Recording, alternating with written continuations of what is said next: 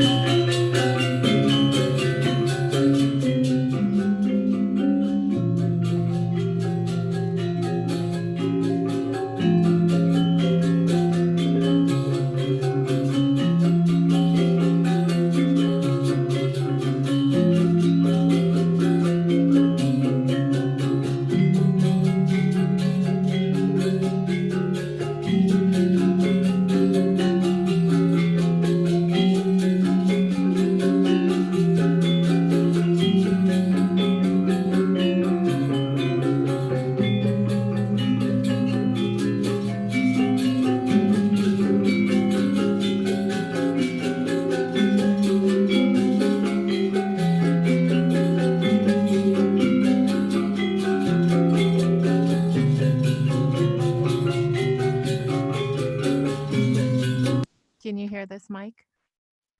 We're doing a sound check. Is this okay? Can you hear us? Yeah, it sounds good. Good. All right.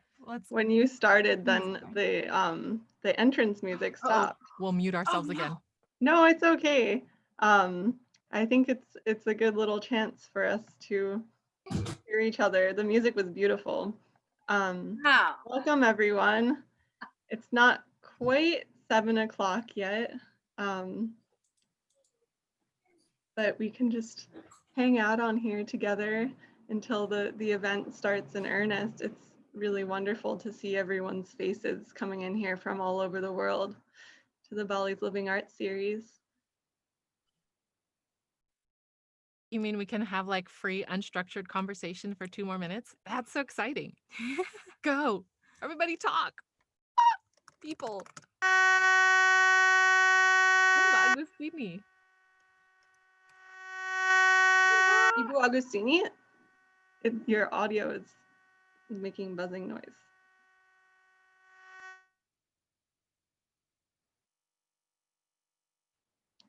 It's so good to see everyone.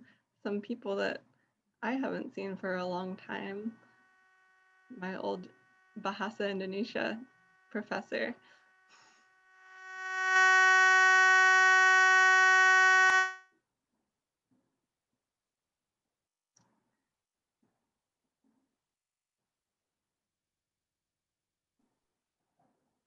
I never knew Casey's name was Cassandra. And Todd, I wish I were where you are. Oh yeah, well, that's just virtual. Darn. I thought they let you in the country.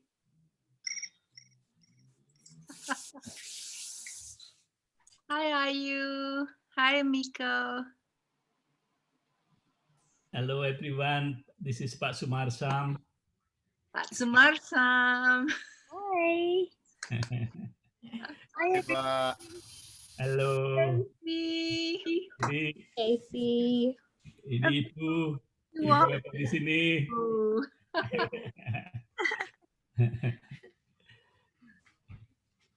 Okay, it's 7 o'clock and I think we're ready to get rolling. It's really nice to be off of the webinar mode and to be able to see everyone's faces and hear everyone's voices. Selamat datang semuanya.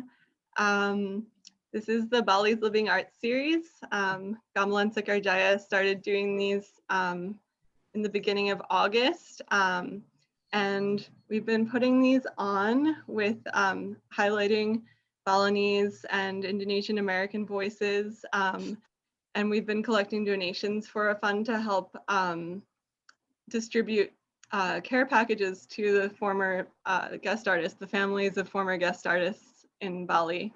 And thank you so much to everyone who has given to that fund. It's going to be really meaningful. So tonight, well, first of all, I'm Rebecca Seelan. I'm the operations manager for Gamelan Sekar Jaya, and I'm joined tonight by Jillian Irwin, who is just started working for Sekar Jaya and will be helping manage our Zoom. We have a lot of media thanks to our incredible guests, Ibu Emiko Susilo and Ayu Larassanti, who are so amazing, and I'm so honored to be bringing them and their beautiful and powerful voices, both singing voices and speaking voices, to join the series tonight. And they're bringing in many other voices to share their experiences as in life and as musicians and dancers. So I'll give it to you. Hello, everyone. It's so good to see you all. Thank you for coming. We're excited. Yay. It's especially exciting to see other human faces live. I love this format because we can see you. So this evening, Ayu and I have a couple of things we want to say, but we also are really lucky that a lot of our friends and family here have sent us videos because I wanted to have a number of different voices talking about what it is to be Indonesian in America or to be Indonesian-American. So we're going to go ahead and jump in with a couple of those videos, and then we'll be back in a second. We'll be back to our talk show. Yeah, Please we hold. decide this is a talk show, not a TED Talk. Yeah, Here we go. It's our own little talk show. Okay, here we go.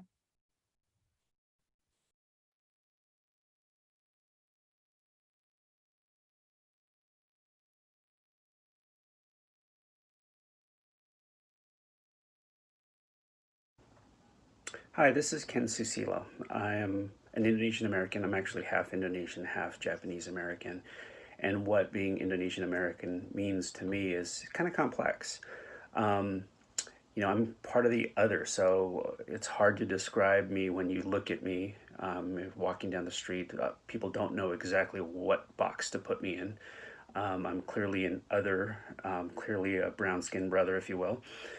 So in some respects, you get a little bit of a reaction from fellow brown-skinned folks that, you know, hey, I see you, and we see each other.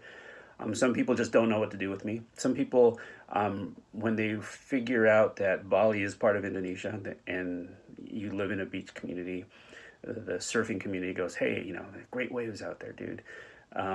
But, you know, what it means to me is a love for culture. So growing up Gamelan was a big part of my life. My father was a Gamelan teacher. Javanese Gamelan gives me a sense of peace and calm, and I sometimes listen to it when I need to relax a bit. Balinese Gamelan gives me energy. The only speeding ticket I've ever received in my life was listening to Balinese Gamelan. I'm just humming down the 80 and then getting pulled over by a cop. The integration of music and dance in Indonesian arts is really wonderful, in my opinion, and nothing really gives me more enjoyment than watching some of the YouTubes of the flash mobs from the Kraton Jogja, dancing on Malioboro, just showing it to my kids and having a sense of pride and also enjoyment that whole series has brought. One thing is food. Food is a real connector. Really triggers some positive emotions, in addition to tasting really good, and reminds me of some of the best times I've had doing things like having satay with my cousins at a night market. So a lot of positive memories, a lot of things that I kind of take from being Indonesian-American. I'm really grateful that there's so much that the culture has to offer and can be shared with other folks. And and I think about my dad often and how his mission has been to bring that culture had been to bring the culture to the U.S.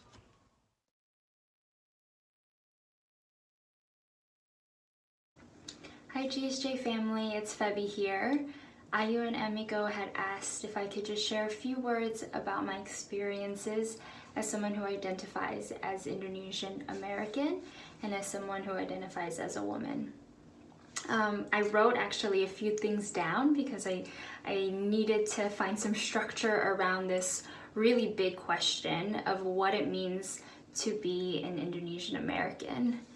And I think what's really important here is that my experiences will be very different from another Indonesian American woman, and there will also be a lot of similarities.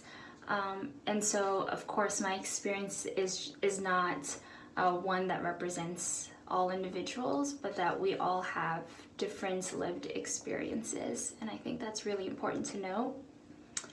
So what does it mean for me? It means being quite comfortable with the unknown. It is, the mending and blending of cultures that don't really fit. And so it's really defining our own path and my own path forward of what it makes sense for me.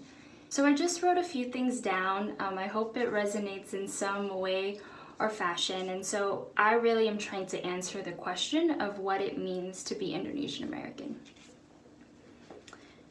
So it means finding a place where collectivism grounds me and individualism raised me. It means rebellion and harmony. It means finding comfort in conflict. It means being the first generation to attend nor documented.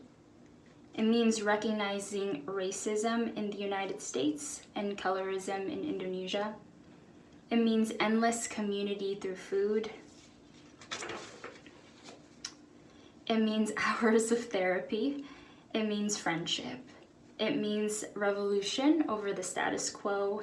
It means honoring my ancestors when I don't know much about them. It means reconnecting with my wisdom that has always lived in me. So it means a lot of things that make complete sense, and a lot of it also doesn't and can be contradictory. The Indonesian American experience is one that is unique, yet I know many people will resonate with, even if they are not specifically Indonesian American. And I'm still learning every day and principally have opened myself to curiosity of both cultures. This can introduce both pain and freedom. Thank you. Terima kasih.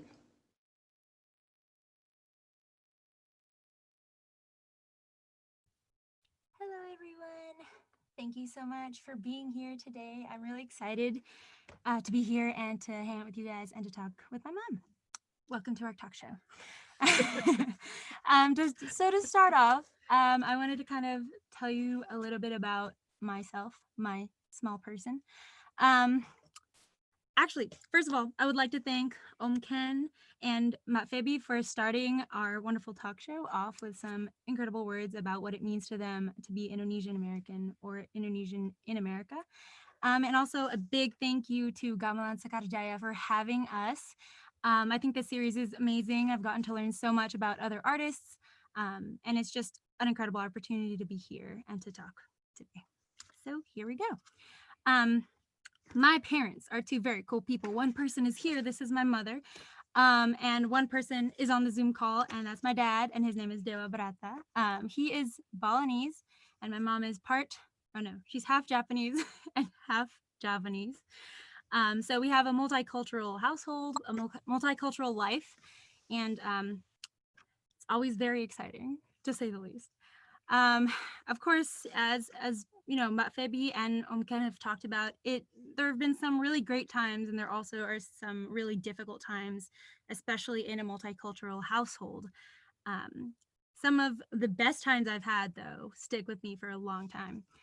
So in Bali, that's where a lot of my family is on my dad's side. And I've grown up in Suramani, which is the arts organization that my parents and some of my dad's brothers founded. And I've grown up in that organization. So everyone in there is like, they're my aunts, my uncles, my cousins, my younger cousins, my siblings, relatives, whatever. We're all related and we're all one big family. And it's been incredible to be a part of that group. I have studied music since I was 9 years old. I've formally trained with my dad and my uncle since I was 9. And I've been a dancer. I've trained in dance actually since I was 5, but been dancing long before that. So now I teach dancers, from the littlest 4-year-old beginners to the most competitive high schoolers. I teach a very wide range of dancers, and it's one of my favorite things to do, to see dancers grow and to see them love Balinese dance as much as I do. And that has been an awesome opportunity and an incredible gift. In the US, I have had opportunities that I know are not the same opportunities as kids in Indonesia have. And some of my favorite memories, the best memories I have, are from choir. That I was in an advanced choral ensemble when I was in high school and in middle school. And so those experiences, going to other schools, going to other, cities and singing with other kids, and that's just an incredible experience. It was like gamelan, but with your voice, like ketchup, but not. So that, of course, has been one of my favorite things that I've, held on to and I've remembered, and I keep watching old videos of us singing, and it's just something I carry with me all the time. I also have had the opportunity to study dance, and to study many different styles of dance. And so when I was in high school, I was on our competitive jazz team, our jazz dance team at the high school, which is something I never, ever thought I would do. Didn't think I had that flexibility. I didn't think I had that kind of like anything. But my choir director and my dance directors were both incredible women, and they were very empowering, and they really helped me see that if I put my mind to it, I can do anything. So studying dance in high school was also an incredible experience. I also had the amazing opportunity to study hip hop at UCLA with Jackie Lopez. She's amazing, and she's in LA. And that also was a completely different experience, and it was training. It was hardcore, and it was with the dance department at UCLA. So that was tough, but it was also it was an amazing experience too, on the opposite side of the spectrum from jazz dance. And I also had a chance to do musical theater in high school, which was really fun, and hopefully I'll be able to pick up again in the future. And lastly, I wanted to talk about a cappella. So I started a cappella back in high school. I was in, the advanced a cappella ensemble at our high school. We did a ton of music. And then now that I'm at UCLA, I'm also in an a cappella ensemble.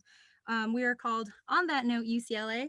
And this next year, I'm the assistant music director for the group, which is really exciting. But it's definitely difficult now because we sing remotely, and we wanted to continue to sing even though we can't see each other. And the way we did that was by doing a project. And so the next thing I wanted to show you guys is a project that we did, or that we're still working on actually. And I'm mastering this track, and I'm doing all the audio editing alongside the music director, Megan. UCLA, governance. Sorry, I got excited. So I have to say go Bruins. It's a thing. So I am engineering this audio, and I am doing a lot of the mastering for this audio. So I was really excited because of this opportunity to show everyone how, I guess not how, but like kind of show you guys what goes into the process of editing a cappella music when we're practicing remotely. So should I share? Yeah, that'd be cool. All right. I asked Ayu to include the visual of what she's looking at all the time, because this is what's always up on her computer screen, and any of you who do editing will recognize the sound waves and stuff like that. But hopefully this has been Ayu's obsession for the last couple of weeks. Yeah, so this is my little project, so to speak. All right, let me make sure this is not too loud for you guys. All right. Let's see.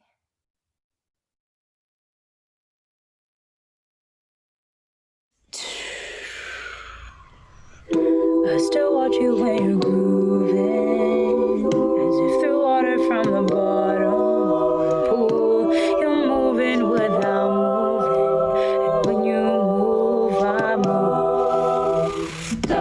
You are called emotion.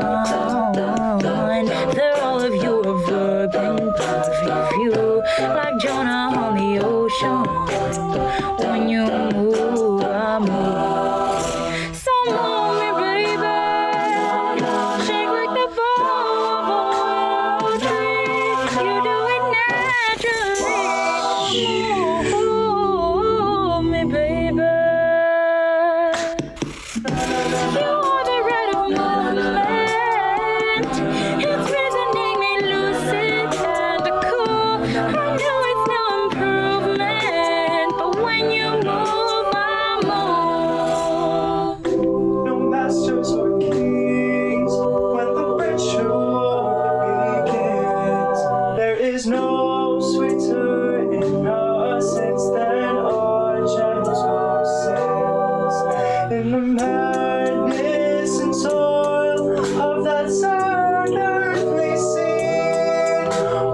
Then I am human, only then I am clean. Amen.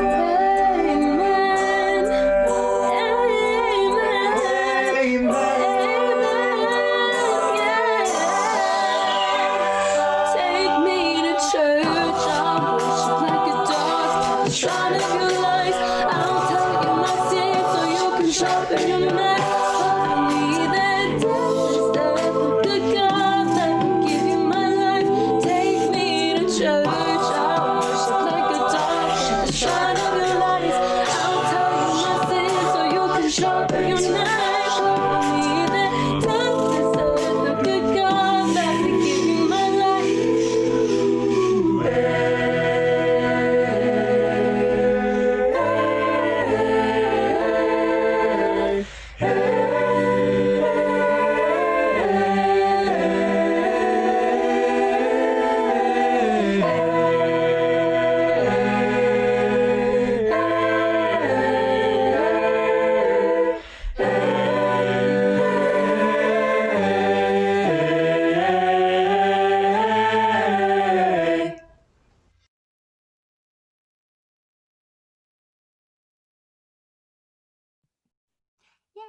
So hopefully you enjoyed that. I know some of the music producers out there will kind of understand the sound waves and the creating our own dynamics and the making sure people line up. So that was super fun. I did want to reiterate that that's a work in progress, so it's not quite perfect yet. There's some things that I still need to work out.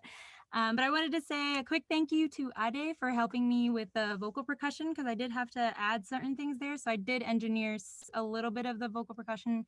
And our beatboxer is absolutely phenomenal. She's amazing. Her name is Sarah Peach. But we did have to add a couple of things here and there. So Ade, with his drum set knowledge, was able to help me fill in those gaps. So thank you, Ade. Thanks, Ayu. So hi, everyone. I'm Emiko Susilo, and I'm so happy everybody's here. My mom is on the call. Ibu Judy Mitoma is here. Hi, Mom. I'm glad you could make it. And my brother opened this session for us. And, as we were thinking about what to do, I really realized that, the circumstances of the world are such that I think it's really important that we look at who we are in a kind of complex way. And I really didn't feel comfortable with Ayu and me kind of representing Indonesians or Indonesian Americans or what that experience is, because it's very complex and it's very different and unique depending on where you're living. If you're in Appleton, Wisconsin, as some of you are, it's really different from living in the Bay Area or Los Angeles. So we have a number of different voices that you guys are going to hear tonight. But I really, for me, it's also like my own research. What does it mean? I've been listening to these videos of my friends and my family and trying to think like, what is the essence of who we are? And I think each of us, when we've been preparing for this evening, people have been thinking that too. And it's been really exciting to think of that together. So those of you who know me are not going to be surprised, but one of the things I've been thinking about is that we as Indonesians are a very complex and diverse people. And so it's hard to say like Indonesian is one thing. And I think living in the context of the United States right now, I was hit like a ton of bricks when George Floyd was killed. And for some reason, it highlighted to me not just the issues happening here in the United States, but in Indonesia too, because we're very colorist, white. Or we say white, right? We actually say white Indonesians. And I'm technically like, people call me white in Indonesia. So I'm a white Indonesian. And white Indonesians enjoy a different kind of privilege from Black Indonesians, which is like what Pak Dewa would be considered. So all of the issues surrounding the systemic oppression of Black people in this country brought to light for me also the issues we have in Indonesia. So I feel like we as Indonesians need to just acknowledge that that's something we need to really think about and kind of move into the 21st century, because we're a little bit like, I don't know, we're a little bit like 18th century in how we think of those things. And people still talk about skin color in a way that's shocking. It's just shocking how people will talk about like, oh, he's very handsome, even though he's really dark. You're like, what are you talking about? Or you're so beautiful and fair skin. You're just like, oh my God. So anyway, things like that happen in Indonesia. And the whole situation here in the US really highlighted that for me, especially because my son, who you'll see later in one of our videos, doesn't enjoy that same privilege that I do, because he is a darker skinned Indonesian than I am. So when we walk around on the streets, he is treated differently from me, or he has to take different precautions. Like he's not allowed to wear hoodies and he's not allowed to wear beanies because I tell him not to do that. So those are things that I think it's important for us to be aware of, that we have, even within our own community, different kinds of privilege. And I think now going kind of towards where we are here in the United States, I think it's really important for us to remember that even though we have a history of 300 years under the Dutch, and then we had 1965, which was a really horrible time, and we had the whole Suharto regime, and we had 1998, we've had many periods of time in Indonesian history, and also I'm Japanese American, in Japanese American history too, when we really had to like not rock the boat, like don't make trouble because you're going to disappear. Don't make trouble because you're going to get killed. So these, I think, are really an important part of our history. However, I think that right now in 2020 in the United States, a lot of us Indonesians in America or Indonesian Americans enjoy a lot of privilege. And so I promise the whole thing is not going to be like this, but I have to say this. I feel like we as Indonesian Americans need to galvanize ourselves and do more, because even though we all work really hard, even though you'll hear a lot of stories from people tonight about struggles, we have a lot of privilege and we have a community. And I feel very strongly that we need to be active, especially leading into this election, whether or not we're American citizens. And this is, I know, probably a sensitive issue for all of us, because I have to also acknowledge the fact that gamelan, which is of course my first love, is a form of music that in this country has a history that's connected to institutions of higher privilege and higher education. So I think that's something that we're all also thinking about. But all of those issues are kind of like coming together for me right now as an Indonesian American. I'm sorry, I'm very emotional. But the next thing will cheer you up because we have Agrya and Prajna, Ibu Ninik and Ethan, who will show you the bright side of being Indonesian American. Here they are. Prajna and Agrya are the children of Ibu Noni, the grandchildren of Pak Gunarsa, one of the most amazing contemporary painters in the history of Indonesia. Ibu Noni, a beautiful dancer and good friend of ours. And Ibu Ninik and Ethan will introduce themselves in this video.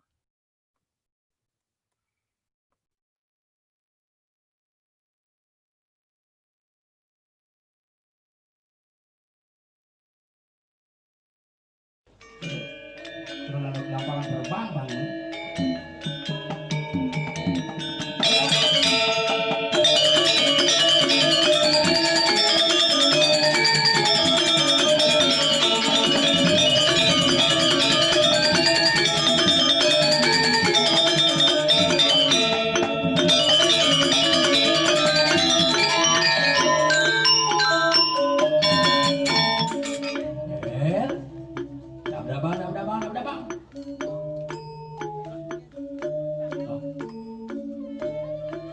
Hello, my name is Ninik and I'm an Indonesian who lives in United States of America. I've been living in America for more than 30 years and I have been teaching Indonesian language and culture at the University of California in Berkeley for 27 years. And I live in California with my husband and my 2 children. One of my 2 children lives in a different city. He's already working. And the second one is Ethan, who sits down here right next to me. And he probably can introduce himself. Halo, nama saya Ethan.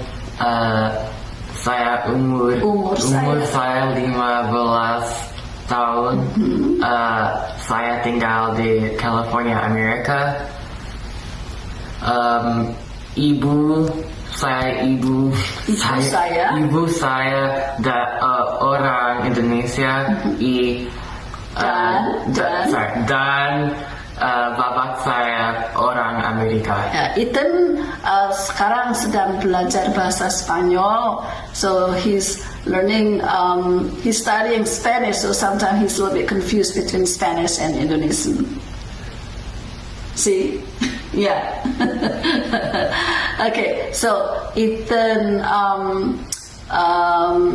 do you have any challenges as Indonesian American living in the United States or not? Not really, because like a lot of people at my school are it's a very diverse school to which I go to, and there's a lot of Asian Americans there, so it makes it easier for me to make friends and get along with people.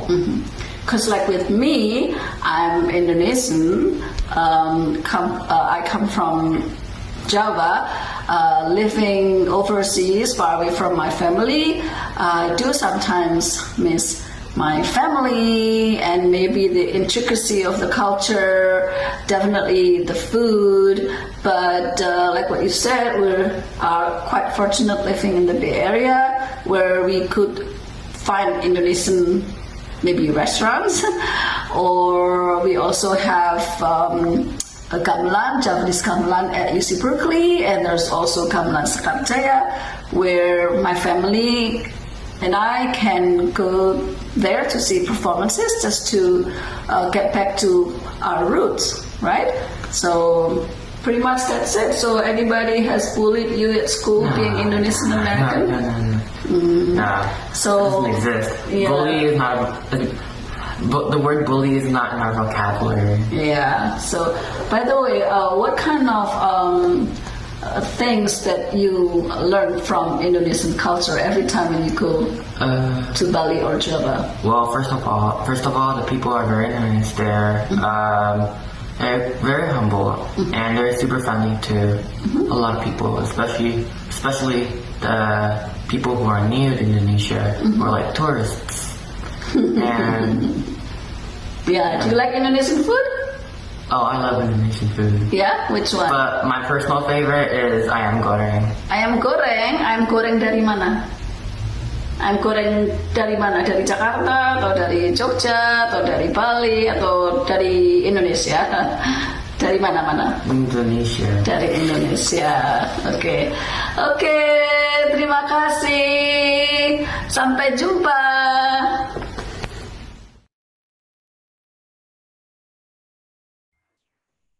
Yay! That was so fun. We loved getting the little snippets from Agrya and Prajna about the fried rice and the tea. And we love the mini talk show that Ibu Ninik and Ethan had going there. That was super cute. We love that.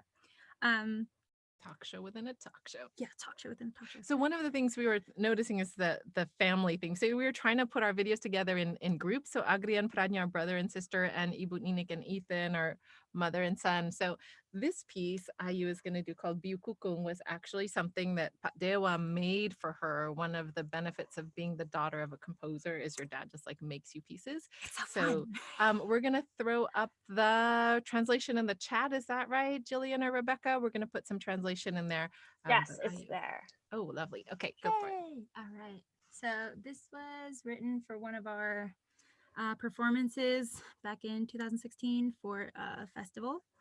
And it's about Dewi City, the goddess Dewi City, the goddess of harvest of rice in Bali. So here we go. Maybe you can sit forward a little bit. Okay. All right. Sampun rawo panumayane sang Dewi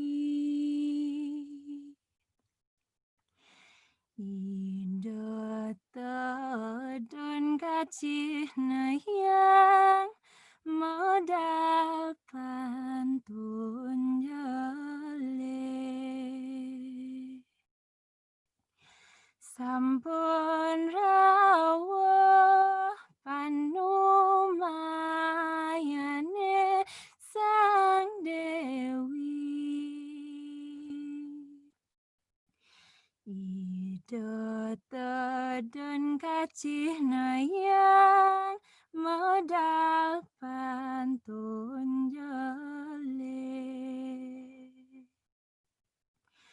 mengaturan bakti lan kuangen pandai dolinggehan ring jinang agung encolan ngiring ida memargi kasuhun kapundut ida yang Dewi Sri mengaturan bakti lan kuangen pandai dolinggehan ring jinang agung encolan ngiring ida memargi kasuhun kapundut ida yang Dewi Sri.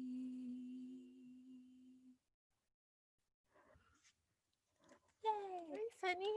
So that was a song about Dewi City that my dad wrote, and it's very fun to sing.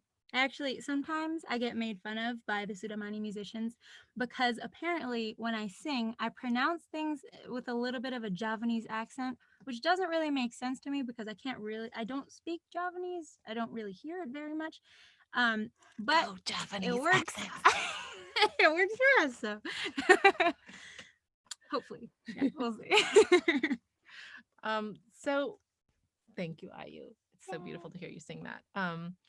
And it makes us miss our Sudamani guys who are usually singing too. But we have some other video we wanted to share. So one of the things that kept coming up, aside from food, which you'll notice 95% of our participants somehow mention food, but the idea of community came up a number of times. And so we have Pak Ketut Menjoel, Pak Ketut Swardana is his actual official name, Ibu Suliati Boentaran, and Ibu Mariati Paham, who have some thoughts that they'd like to share with us. Yay! All right, sorry, let me get this up and going.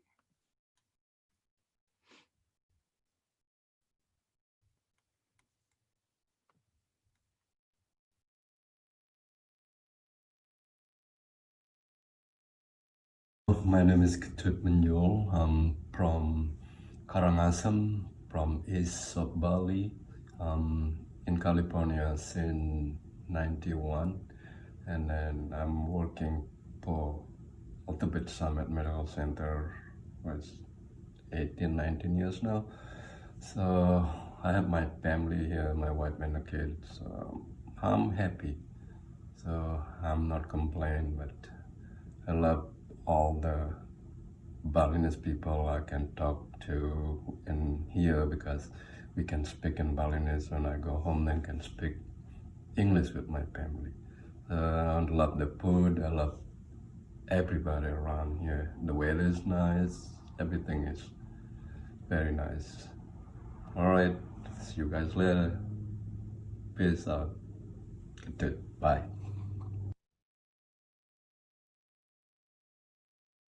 Hi, my name is Suli and I live in the Bay Area, but I also spend a lot of time in Indonesia, where most of my family reside. I stay internationally connected with plenty of early morning and late night phone calls. Locally, I have a group of Indonesian friends in the Bay Area, and most of them love to cook, while I like to eat. What a match, huh? But I do miss the array of tropical food in Indonesia. I get different fruit every single month, depending on the season. This pandemic has trained me to use the Zoom app more frequently in the last few months. And I like living in the US because I get more privacy and I can do what I want. People are more individualistic here, and that is also sometimes my dislike. I miss what we call gotong royong, a concept similar to neighborly help, which is practiced widely and daily by Indonesian. Yet sometimes people involvement get too much for me. So I learned to accept the condition wherever I am and be happy with it. This is my take on bicontinental living. Thank you.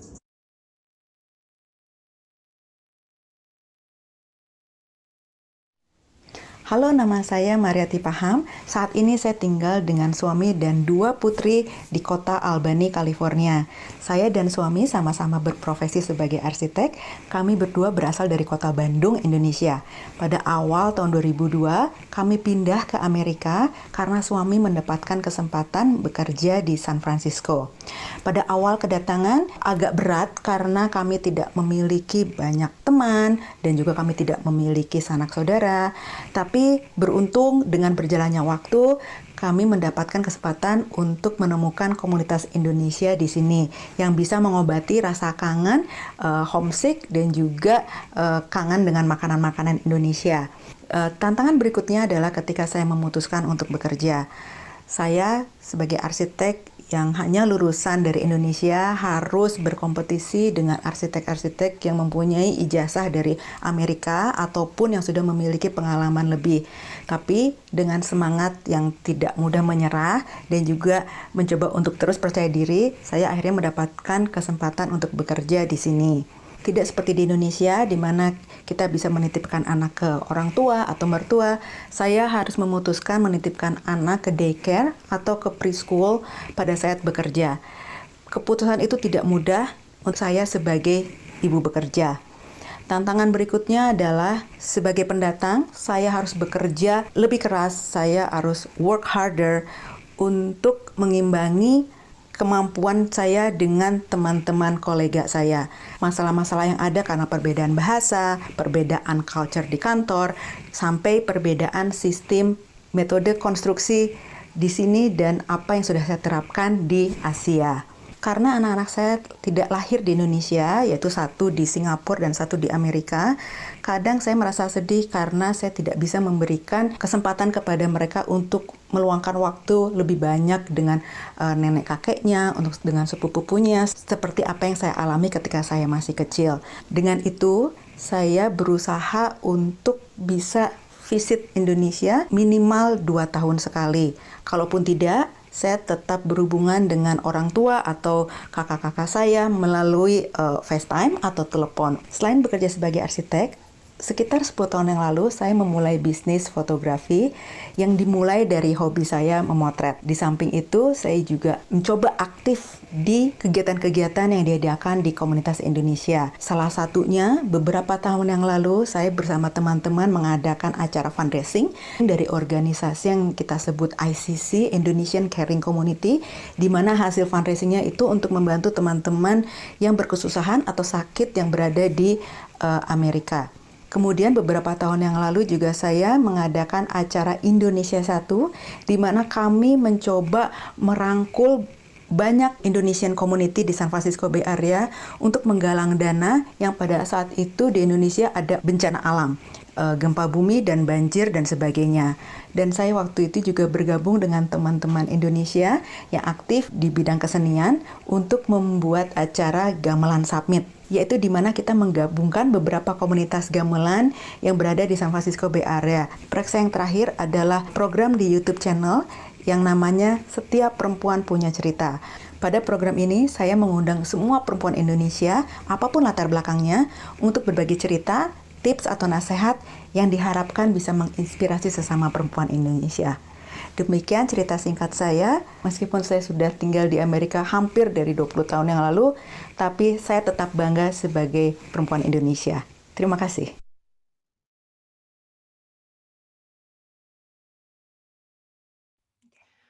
So I was really struck by the kind of range of voices that we heard. And the next set of videos we have are from Ade Blilole and Dode, my son. Ayu's brother. And I was really surprised at how openly people were speaking about challenges that people are facing and the complexity of different people's backgrounds and the process of what it means to be coming here to the United States. I was really moved to hear people talking about that because, I wasn't really sure what people would be wanting to share. And I think sometimes we can be very friendly and very outgoing, but also very private at times. So I feel like this is a really special opportunity to hear people speaking very openly from the heart about different kinds of challenges and what's happening internally and kind of real, frank, honest assessments of American culture or what it means to be someone moving into this country or living in this country. So next up we have, this is actually our last guest people in our talk show. Ade, Lole, and Dode. We had to have them all rhyme. That's why we chose these three guys together. Rhyme. That was our Ade, purpose. Lole, and Dode. All right. Here we go.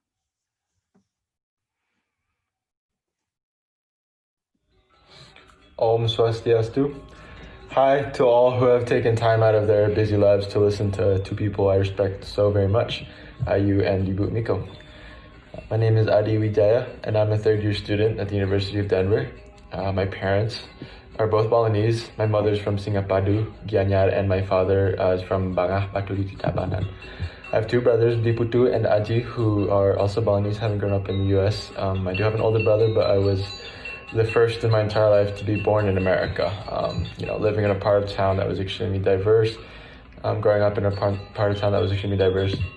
I didn't find it odd or weird that I was different. How's it like being Balinese, living in America? Well, I tell you one thing, it is hard to find people your age that jam out to Skaragendot or yell the melody to Jagra Pawata. I just do it all alone. It's okay. I can also guarantee you there are not a lot of people who go to the gym using Trunajaya to pump them up. So if you need, just something to get you ready, listen to Trunajaya. It'll work. Something that stuck with me going back and forth between Bali and America from the summer and the school year all of my life is that in Bali I'm not Balinese enough, and in America I'm not American enough. So it's ironic that my whole childhood I never found it odd to be different, but being different has been my whole life, regardless of where I am. When I was younger, man, I hated when my parents forced me to play gamelan 4 times a week. You can ask my brothers. I mean, at some point I even think they hated it. I wasn't able to participate in some sports. Because of it, I wasn't able to participate in after-school activities because of it. Like many other kids at that age, I wanted to be the next NFL star or basketball prodigy, hip-hop star, rap star, you know. But now I'm in love with gamelan, so shout out to my dad for that one. He had a plan the whole way. It wasn't until more recently that I realized I'm deeply grateful and thankful that my parents let me grow as a Balinese musician, and more importantly, a Balinese person in America. Being so far away from Bali, my parents, you know, definitely helped me be more connected to home, remember my roots. This is something I will always respect and never forget about my parents, because raising a child in a different environment while you're still learning yourself seems so impossible to me. You know, they taught me from playing gamelan to latihan tari to sembahyang every morning before school to cooking Balinese dishes with my mom or nyate with my father while watching football. You know, in Bali they probably watch football, but it's a different kind of football here. So it's really nice combining those two cultures. I still ask myself, you know, how do they do it? I'm not sure. I have this blanketan in my dorm here at DU to remind me of where I came from. I also thank people like Ayu and other Balinese Americans in the US for keeping me on my toes. It wasn't until I met Ayu that I knew there are different, you know, tiers of Bahasa Bali. For example, like Bahasa Halus, I didn't know there were different tiers, but it's kept me to be more inclined in keeping up with Bahasa while also having Ayu to practice with. I wish I could talk more about life as a Balinese American, but I just wanted to thank Ayu and Ibu Emiko for giving me the space to talk about my life. I don't get many opportunities to, so thank you so much. Om Santi Santi Santi Om.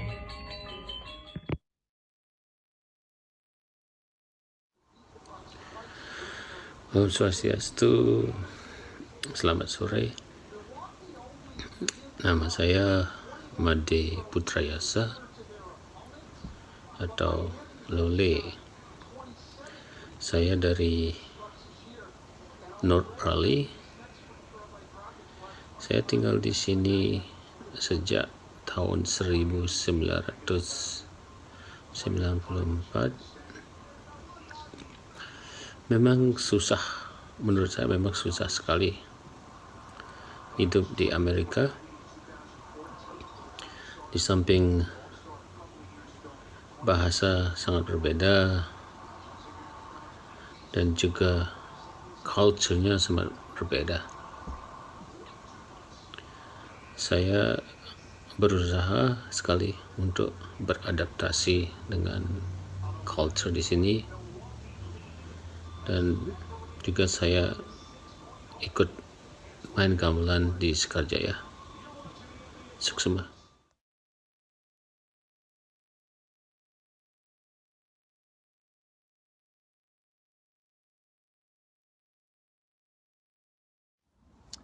Hey everyone, how we all doing? My name is Dode and I'm a senior at Albany High School. I'm half Balinese, a quarter Javanese, and a quarter Japanese. I've had the privilege of being able to live both in Bali and in the US. Today, I want to talk about the happiness that I've gotten living in Bali versus the happiness that I've gotten living in the US.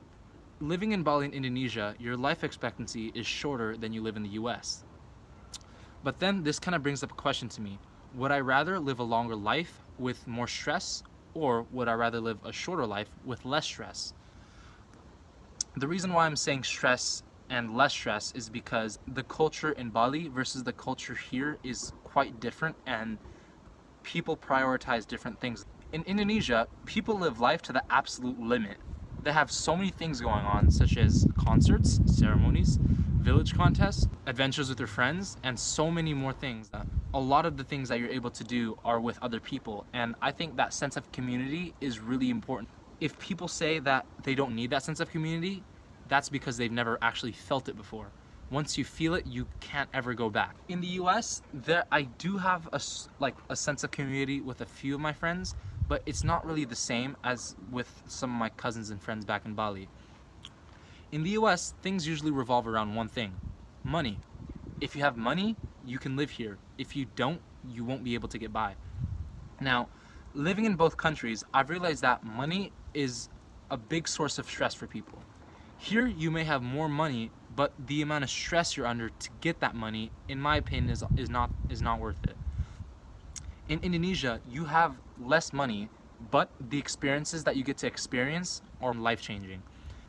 I can't even start about like all the experiences that I've been able to go through and everything that I've been able to do with all my friends back in Bali, and it doesn't compare to anything that I've ever done here, like ever. In addition, I've only felt pure joy once in my life, and that was in Bali. That one moment was when I was with my cousins and my other friends, and we were playing Belganjur for a cremation ceremony in Pongosekan. And I remember just looking over my left shoulder, and there was Teja, and he was smiling at me, and we were just kind of messing with each other. And then I turned back to Wijaya, and he was also messing with me. And that feeling was, it's hard to describe. Now, I'm not saying that I've never had anything exciting go on here. I've definitely had things in soccer and in school and in choir and things like that that are exciting to me. But there is always that like feeling of, there's like that subconscious feeling of stress that I feel about worrying about where money's going to come from for either college or for like soccer or for other things such as like my computers for school or for things such as for choir, and so I'm very grateful for things that I'm able to do.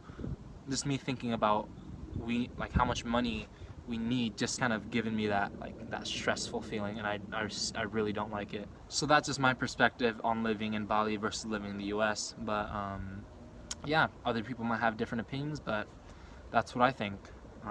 Yeah, so have a good rest of your day.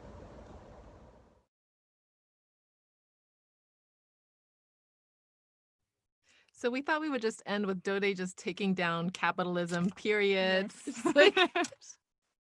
I was so just so you know, Dode had like 4 different topics he wanted to talk about. One was the way Muslims are perceived and treated in America.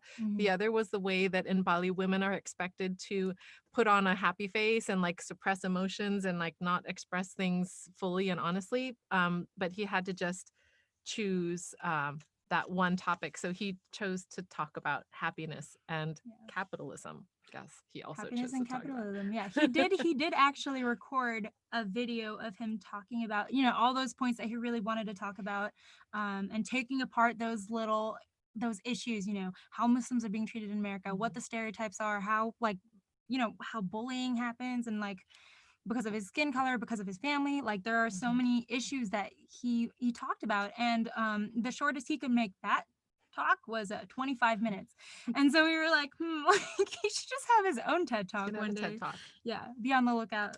It'll be Dode 2.0. Yeah, that'll be fun. Awesome. Yeah. Okay, so those are the different thoughts that we had come in from people who wanted to share their thoughts with you. And again, I'm so grateful to all of you who did that. And I see a number of people who are here, and I'm hoping that when we open up for discussion, it will really be discussion. I mean, I don't mind questions and answers, but I don't honestly feel like we have answers. I feel like it's really interesting to hear other people's experiences. I know there are lots of other Indonesians on this call, and there are Indonesian Americans here, or people might want to kind of just jump into the conversation, even if you're not Indonesian American. But anyway, we're hoping that we can get to that and that really be an open discussion. We don't have to be the center of that conversation at all. We did want to talk about 2. Did you want to say something? Oh, no, just that we are the talk show hosts. We are the talk show hosts. You are the honored guests of our talk show. Yes. We did want to talk about 2 projects that we've been working on. And so one of the things that I feel strongly about, and I felt this, I guess, growing up, was the question of representation in media and how powerful that is. And I feel like there's some kind of shift happening. And so Ayu and Dewa and Dode and I have been able to work on 2 really amazing projects. And I'm excited about that. But, when I was growing up, this is really weird to say this, but I wanted to be blonde and have blue eyes, which is very bizarre now that I say that. But that was what I saw everywhere on magazines, all the Barbie dolls, and mom never let me have Barbie dolls. Thank goodness. Thank you, mom. But like, even if you don't buy them, that's all you saw, right? So the creation of the idea of beauty was so only blonde hair, blue eyed at that time. And it still is like that. And there's a lot of work that we have to do. But I feel that the question of representation in the larger media is really important for young Indonesians growing up, because it's really terrible to be like, when someone's like, where's your family from? And you're like, I'm Indonesian. And they're like, there's that awkward silence. Like, it's terrible. That awkward silence is like the worst. I hated that so much growing up. And so I'm excited that there are people who are really looking to Southeast Asia and inspired by Southeast Asia and gamelan and the cultures and philosophies of Indonesia and different areas of Southeast Asia. So one project that we are working on and we're excited to work on is the Disney project. So Pak Dewa and I are consultants on Disney's upcoming film, Raya and the Last Dragon. Yeah, it's very exciting. So that's inspired by Southeast Asian culture. And it is really amazing because, of course, you don't go into your life as a traditional Indonesian performer thinking that one day you're going to end up working on a Disney project. So it's very exciting. And I'm looking forward to seeing that film. And I'm really honored to be part of a team that is working towards kind of a respectful and inspiring and beautiful film that's inspired by Southeast Asia. So that's one thing that we're working on that's going to come up in 2021, in March 2021. And the other thing that we have been working on is, okay, now don't freak out. It's a video game. Now, I know what you're thinking because that's what I thought too, which is like, video game? What does that have to do with your life as a traditional artist? You have betrayed your people. And I too thought that. And when I got the first email and it was like video game, like you see it in the subject line, you're like, oh no, let's just put that, let's just delete that. But I opened the email, thank goodness. And just from the very get-go, people were very respectful over at Ember Lab, and Jason Gallaty was the one that emailed us. And just the way that it was being approached, I was like, okay, well, I'll read the email and we'll respond. And then we had a number of different conversations. And I've been really excited. So the name of the game is Kena, and that is coming out really soon. Bridge of Spirits. Kena Bridge of Spirits. And so we're going to show you a little clip of Jason's music. So Jason came to Bali with Mike Greer. And did a lot of recording in Bali and recorded a lot of the Sudamani musicians playing gamelan, and then did some amazing work. So we can only show you one little thing tonight, but we thought what we would do is, do we have that Guguntangan piece? Dad sent it to me. Uh-oh, do we know where it is? I think so. Is it somewhere where people can listen to it? I think so. Like on this computer? I think so. Okay, so because I want to tell them what we're going to do, but I want to make sure we can do it. Okay, so Ayu and I are going to sing a piece called Sekar Sandat. And so we're going to do kind of 3 different versions of this piece. One is the original piece, which I have to say is my second musical composition. Yay! I can compose music. It takes me 48 years to compose 2 pieces, as opposed to Pak Dewa, who can compose 2 pieces in one afternoon. But hey, I'll take what I can get. So gotta get 'em. But the philosophy is in the chat box. So it's about the sandat, which is the ilang ilang. I don't even know how you say it in English. It's a green flower, and it's not very beautiful, but it's very fragrant. And it's really about how when we in our lives do something good, that our good deeds and our name and what we have done that is good in the world will continue on even after our physical body is no longer strong and no longer beautiful. So that is the symbol of the Sekar Sandat. And Sekar Pucuk is the hibiscus. It's very bright and red, and it's beautiful and exciting, but it doesn't have the same essence and fragrance that the Sekar Sandat has. And Pak Made is here, and I'm sure he has another interpretation he can share with us later, but that's the one that I like to think about because I'm getting so old, so that makes me feel good about myself. So we're gonna sing Sekar Sandat, and then we're gonna play it for you the way it is done in Guguntangan style, and then we'll play the version that is in this upcoming video game. Yeah. Okay, we ready? You forgot the words? It's there in the chat box. Okay.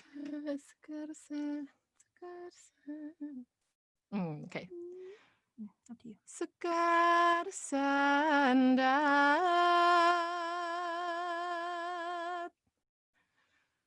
Salayu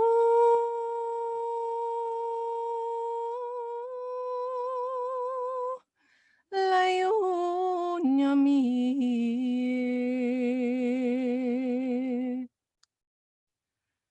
Dening sayang, sayang, sayang.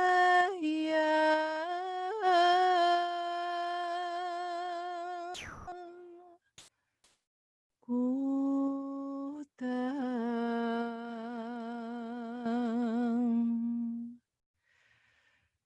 Skarputu.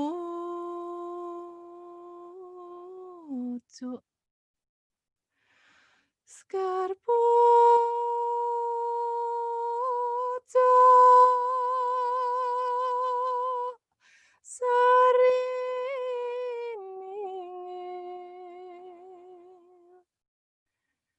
Nanging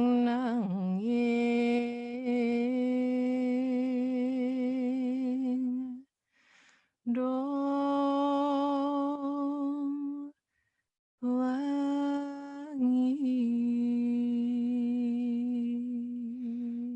Sekar sanda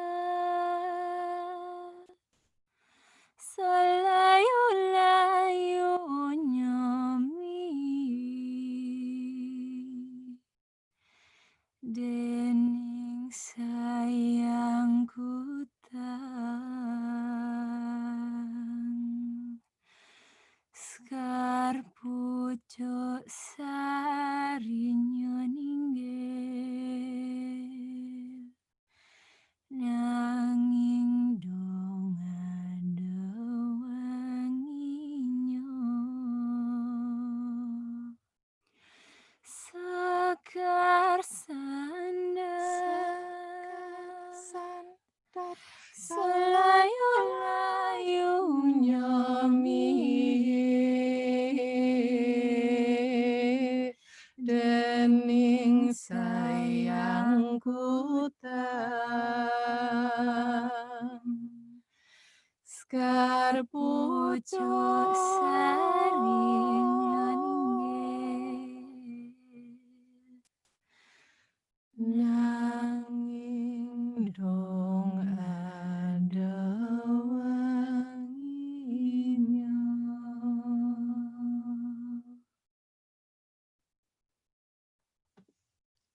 Yay! Good job. Yay! She wrote it. Just in case anyone was confused. Okay, so now we're gonna do the guguntangan thing. Oh yes, we're gonna show you. Okay, so guguntangan is a form of traditional, amazing percussion and music. And, you know, one of the reasons I wanted to share this was people sometimes think of traditional artists as being like 150,000 years old and always doing the same thing that we've always done. But I don't think that's true. And the traditional artists that I know in Indonesia are some of the most creative, innovative, smart, like on top of it with the times people, because you couldn't possibly survive as a traditional artist if you didn't know what was happening in the community around you, if you weren't able to serve that community and be relevant to that community. Because if you are part of an oral tradition, then what you do has to resonate with the people who are going to listen to you. So the reason I wanted to show this piece in 3 different versions is because it's the same essence, the same philosophy, it's the same piece in a lot of ways, but it's done in really different ways. And I think this is one of the cool things about performing arts, especially what I know from working in Bali, is that it really is a tradition of innovation and it's very much embraced. And our primary training and core kind of heart and soul is in traditional music and traditional dance.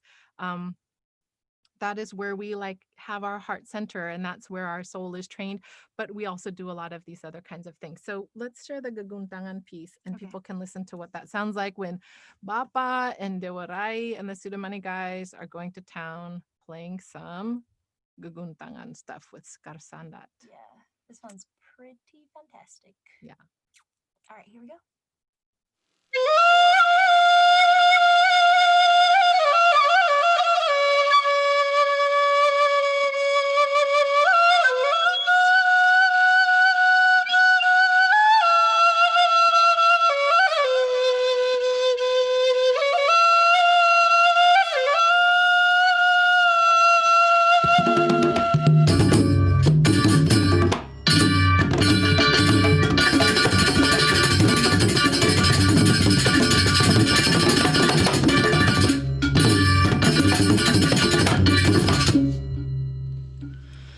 Sekar sandat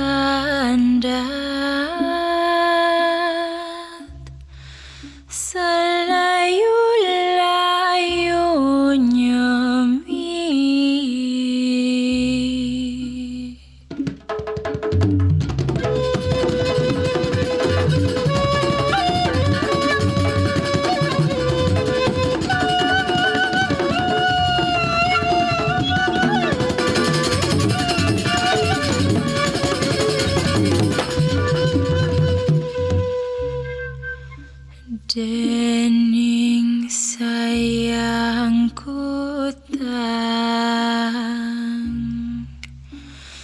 Sekar pucuk sarinya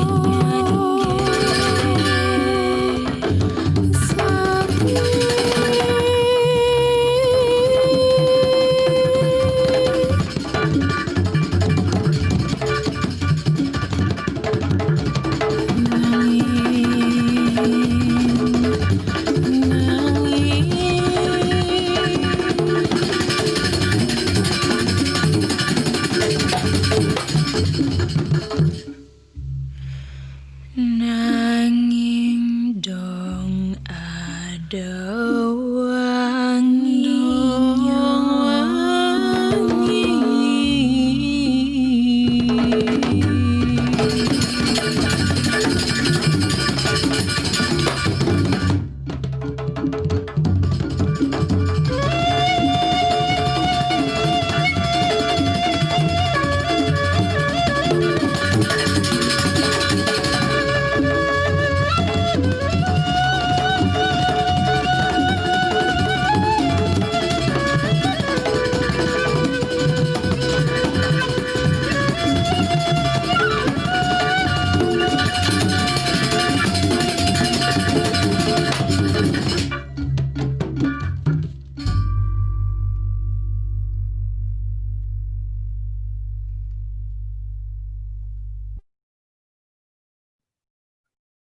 Yay. So that was our some of our Sudamani musicians that are in Bali. That was a professional recording we did with Adam Berg, and it was so much fun. And I'm so happy that we have that little snippet of Gaguntangan so that we can listen to and enjoy forever. Anyway, I wanted to take this time to quickly give a shout out to Sudamani because I love them so much. We have a Facebook Live event. We have a performance coming up this weekend. It will be on Saturday at 7:30 p.m. Pacific Standard Time. Jadi di Indonesia ini Sudamani akan ada pentas tanggal 6 September. Itu hari Minggu ya, minggu ini. Jam 10 waktu Indonesia Tengah. Jadi kalau ada yang punya FB, punya Facebook, silakan aja nonton di Facebook Live. Please find us on Facebook Live on Sudamani's page. I will update that today, I promise. But it is there for us to watch this weekend. So I'm super excited about it, and I hope that some of you guys will be heading over there this weekend as well to watch them. It'll be our first virtual performance. I know we usually do a lot of performances over the summer, and we weren't able to do any this time around because of COVID. So we hope you come and watch us, and it is going to be a fundraiser. So if you'd like to donate to our Sudamani family, that would be amazing as well. So we're gonna show maybe Jillian or Rebecca, if you guys could put that Kena thing up there.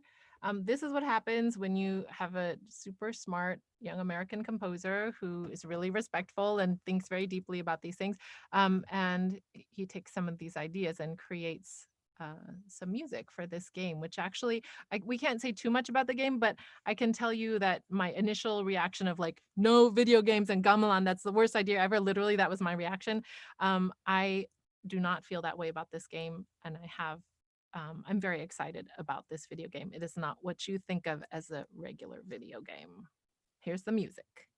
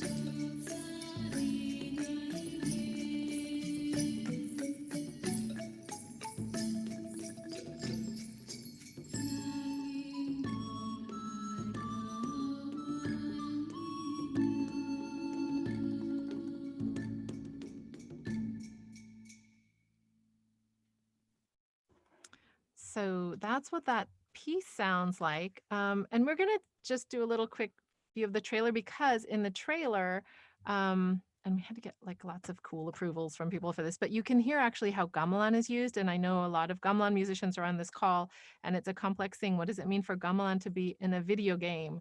And how do we take care of the integrity of our music and the integrity of our culture? So these are really complex questions that we thought a lot about, but we think that the trailer is pretty interesting, and you can hear some of the music that was recorded in Bali being used in this opening trailer. Please enjoy. Oopsies.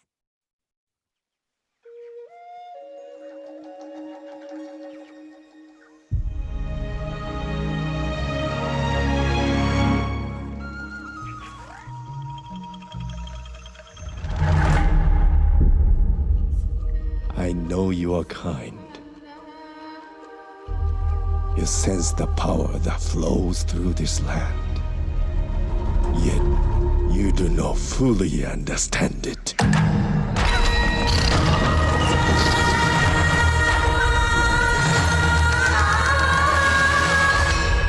Driven by the belief that you can help these troubled spirits.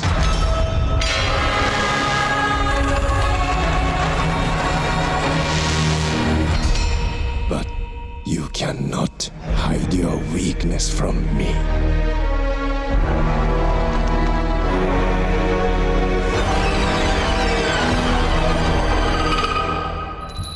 You have no power here, Kena.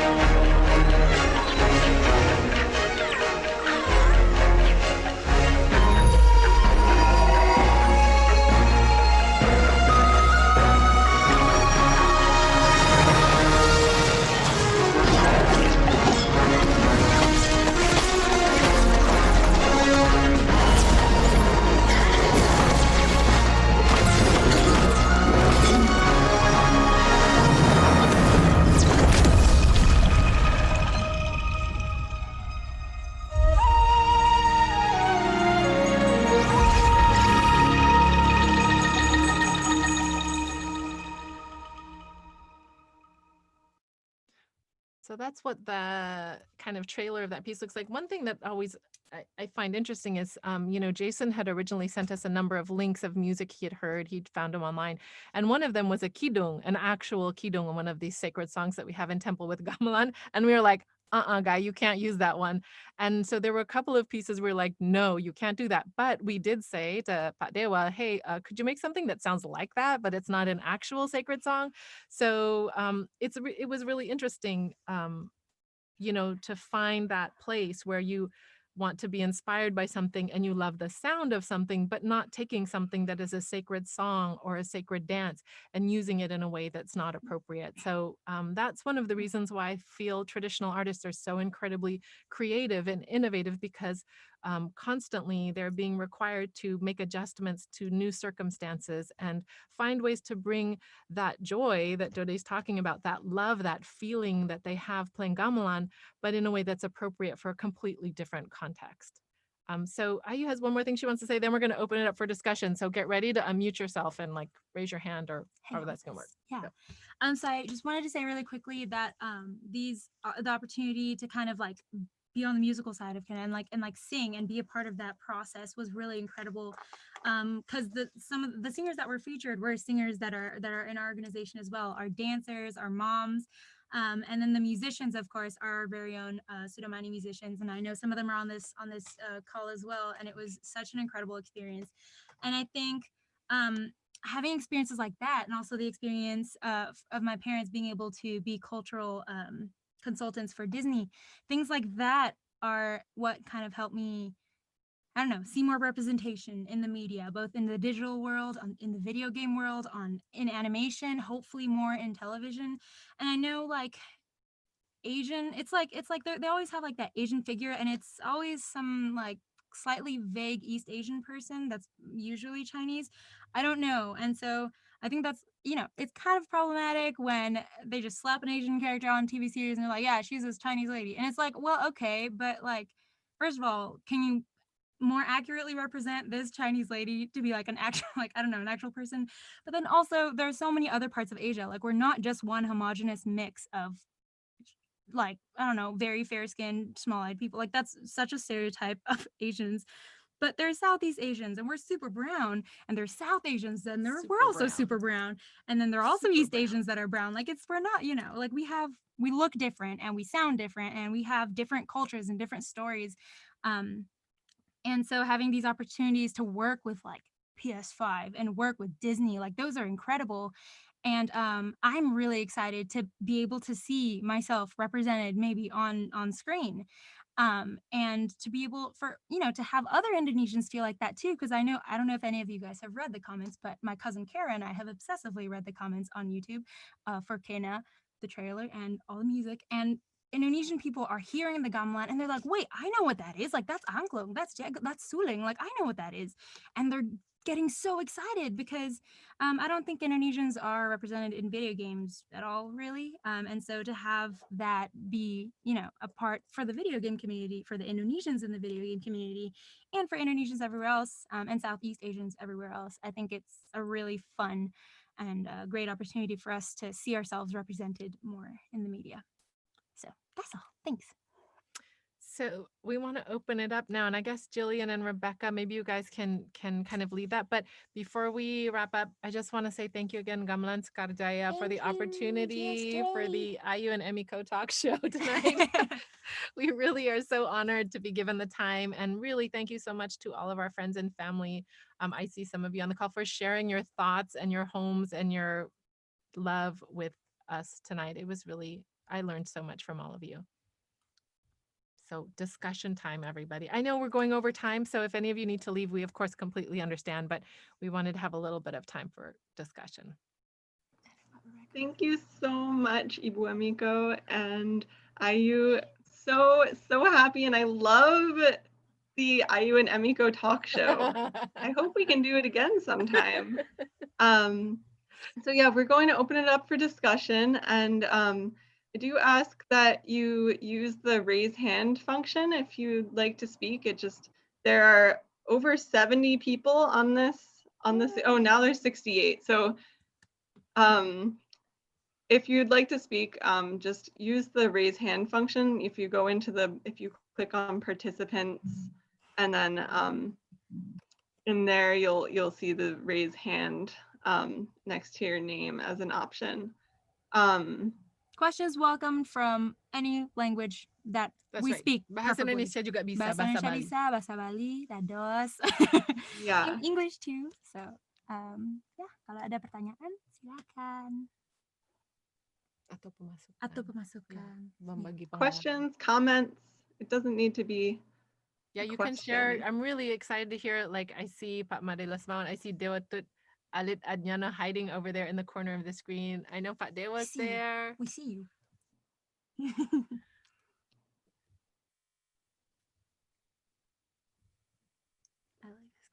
I don't see where you're supposed to raise your hand. Oh, okay. So the raise Mom would have her hand raised.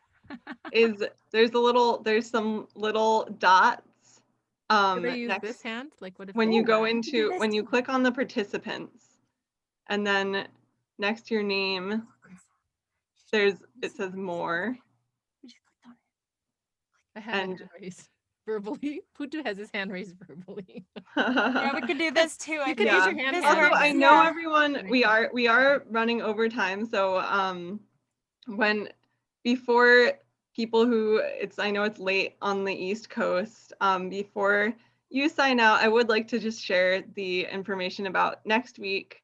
So next week, I'm really, really happy to say that we are having Pak Nyoman Wenten present on the series, and that's going to be the last one in this series. And so far, we have raised close to $2,000. I hope we can maybe make it 2,500 or more by the time we end, and send that over to the families of guest artists in Bali, of our former artists in residence. And I would like to just open it up now. And if you have to go to sleep, go to sleep. But it's going to be a great discussion. So stay up if you can. Yay. We have a couple questions in the chat box. But also And who was raising his hand? it looks like Ibu Judy was able to get the hand raised. So maybe let's go to you. Thank you, both Ayu and Emiko. That was really great. I really appreciated all the participation, all the segments that you included to have other voices. I was very struck by Lole's comment. As brief as it was, it spoke deeply about a feeling of longing and loss of his choice to live here in America for as long as he's lived here. And maybe could you talk a little bit more about that? Because I'm sure you've seen it and observed it and observed how people actually cope, particularly in this time of COVID too. People are even more isolated than ever. I think Balinese suffer perhaps more than most because they are very social people. But I think Lole's comment was actually more kind of about his life, not just about the COVID period. But yeah, I would love to hear from some of our Balinese artists and friends who are on the call, because I see you and I know saya tahu itu tidak selalu gampang kan hidup di Amerika. Jadi itu mungkin kalau ada yang mau membagi pengalaman atau pemikiran. Saya juga kaget Bli Lole berbicara sangat terbuka dan sangat jujur. Sangat luar biasa bagi saya. Jadi kalau ada yang mau menambah bagaimana caranya atau perasaannya hidup di sini.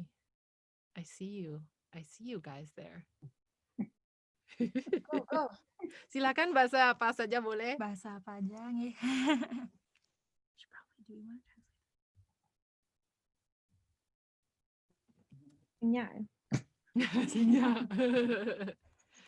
Maybe he feels a little bit isolated in a way. How about Because you? sometimes I feel like that too. Sometimes, not too often. Yeah, like what Dode said, it's kind of stressful here in a way.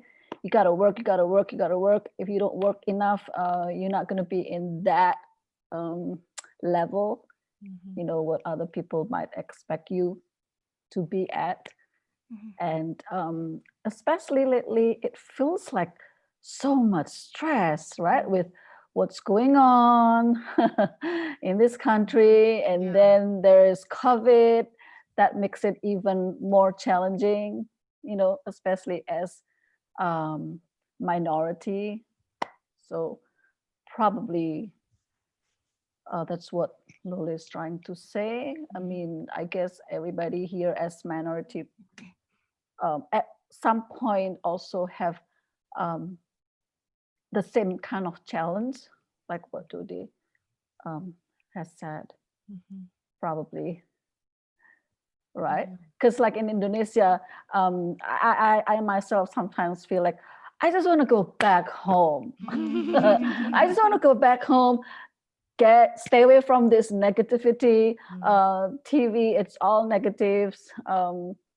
Going out, I can't do like I used to. So, and then stuck at home. I mean, you know, I have a lot of things to do to just distract my stress or loneliness or longing for seeing your parents or your family, probably. Yeah. But just keep going. Just keep going. Actually, Nini, oh, sorry. Go ahead. Nini, what you said about childcare also, I think, really resonated with us. I teach full-time, Dept teaches part-time, and so he's been kind of the primary parent for our daughter. And he'll talk to his relatives at home in Bali and say like, "Oh, parenting, it's so hard," and they're like, "What are you talking about? Like, just, you know, if you're tired, like pass her on to the next, you know, a sibling or an aunt or a cousin or whatever. And we're the Indonesian community in Wisconsin is spread very far apart. I have my own experience living in Wisconsin. 3 weeks after I gave birth to my oldest one, I had to go back to teach. Ouch. With my son, with me, and teaching. That's crazy. 3 weeks. And without your family support too. Nope. That's so rough. Nobody. And back then, in Madison, Wisconsin, the Indonesian community was not as big as maybe now, and nothing compared to Bay Area. Yeah, it's just me, husband, and baby. But looking back, like, wow, I did it. Amazing, Whitney. It's really hard. Yeah, I know Pak Lele was also talking about the culture and how the culture in the US is so different from the culture in Bali. And Dode was kind of mentioned a little bit about it, but you know, in Bali, people are always making offerings, people are going to the temple, people have family, you know, ceremonies at home. And then also we live in multi-generational households. So you see your cousins, you see your brothers and your sisters like every day. And then 2 houses over is like your mom's side of the family. And then 3 houses over is like your grandma's extended side of the family. So literally everybody, like all of your relatives are right there. And so having that, and then, you know, like coming to the US, that might not necessarily be the case. Like your cousins might be in New York and you're in California. Your cousins, your parents even might be in like North Dakota and you're in Texas. Like it's very common for people not to live with their family members, especially if it's like multi-generational. So I know like in my experience and in Doda's experience, that's definitely been a difficult kind of transition. When we come here, it feels like we're alone. And like, yeah, we have our parents, but like, you see them every day. Like, I want to see my cousins. Like, you know what I mean? Right. And, you know, like, I think that kind of, when you can share your experiences with somebody who's the same age that's not your sibling or your parent, it, you know, gives you a wider option. You can, you know, spend time with a lot of other people. You can go to the temple and you can sweep the floor. You can play music. There are so many things and so many actions that you can do that are so community based in Bali that you almost always feel like you're a part of something bigger. At least that's my experience. And I think that's also Dode's experience in Pongasekan, our home in Bali. So I know that transition can be very difficult for Indonesians to be surrounded by family and then all of a sudden be alone and then be like the only Indonesian within a 5-mile radius. Like that's a small radius, but like, you know what I mean? Like that feeling of being alone, like, yeah, we can have American friends, but it's different than having somebody who can speak your language or who can speak Indonesian and Balinese and Javanese or something like that. It's a completely different experience. So I think that was also kind of maybe what Pak Lele was touching on and what Dode was talking about as well, that difference in culture and the way we interact with each other. I think we had a few people who raised their hand in the chat. So that's Putu Hiramena, Arvian Hedir, Rikio Inuye, I'm sorry if I'm pronouncing your name wrong, and Ibu Jodi Diamond, and Pat Ron Scudder. So it's a long list. I guess I'll give it to Putu first. Awesome, thanks Rebecca. Thank you, Om Swastiastu, Tante Emiko and Adik Ayu. Swastiastu. And so really what you said was really beautiful, and it segues really nicely about what I would like to ask, and also sort of commenting about the difficulties of being, especially being Balinese and moving to the States, right? As opposed to sort of growing up here where Ayu, Dode, myself, Ade, Aji, those kind of kids, Tante Emiko for sure, right? Where one of the biggest difficulties is that, and this is a double-edged sword kind of thing, where social status is very important in the community, right? And that could be a bad thing and that could be a good thing. But my question to you is that, there's certain, like, we understand the social status of certain teachers in the United States, right? Like Pak Dewa, awesome composer in Bali, and in the United States, globally. Or like Pak Ketut Menjoel, kind of like the pioneer of Balaganjur. And then amazing, doing something. leader. But it's like, so having to uphold that status to people that don't have a clue what that is one that you talked about earlier, where as Indonesian Americans, we're very different from place to place and from people to people in the United States. And we're also pushing the boundaries of tradition in terms of creativity and innovation and experimentalization. But when confronted with people that don't necessarily have an idea of even where Indonesia is, we have to put on the very firm cultural ambassador identity, right? Where we have to make a quick decision of, okay, I'm not going to be able to tell this person that Indonesia is very diverse in 2 sentences. So I have to sort of codify something that is more close to the personal identity. And I think all of us go through that as Indonesian Americans. And I was just wondering if you have this similar experience, or like how you sort of navigate that. Because, Indonesian Americans are such a small community in the United States that it's not like a lot of other sort of minorities where you can say, oh, you don't know anything about me, go learn about it over there. We have to be the ones, and this is sort of your call to action too, right? Where we have to be the ones, we can't say, go learn about it over there.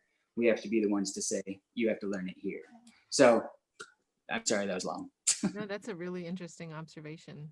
And I think I appreciate you sharing those thoughts. And I resonate, I feel like they resonate so much with so many of our experiences, and it's very well articulated because it's so complex. When you encounter someone who doesn't know anything about Indonesia, you're like, oh my gosh, where do I even start? Like, oh my God.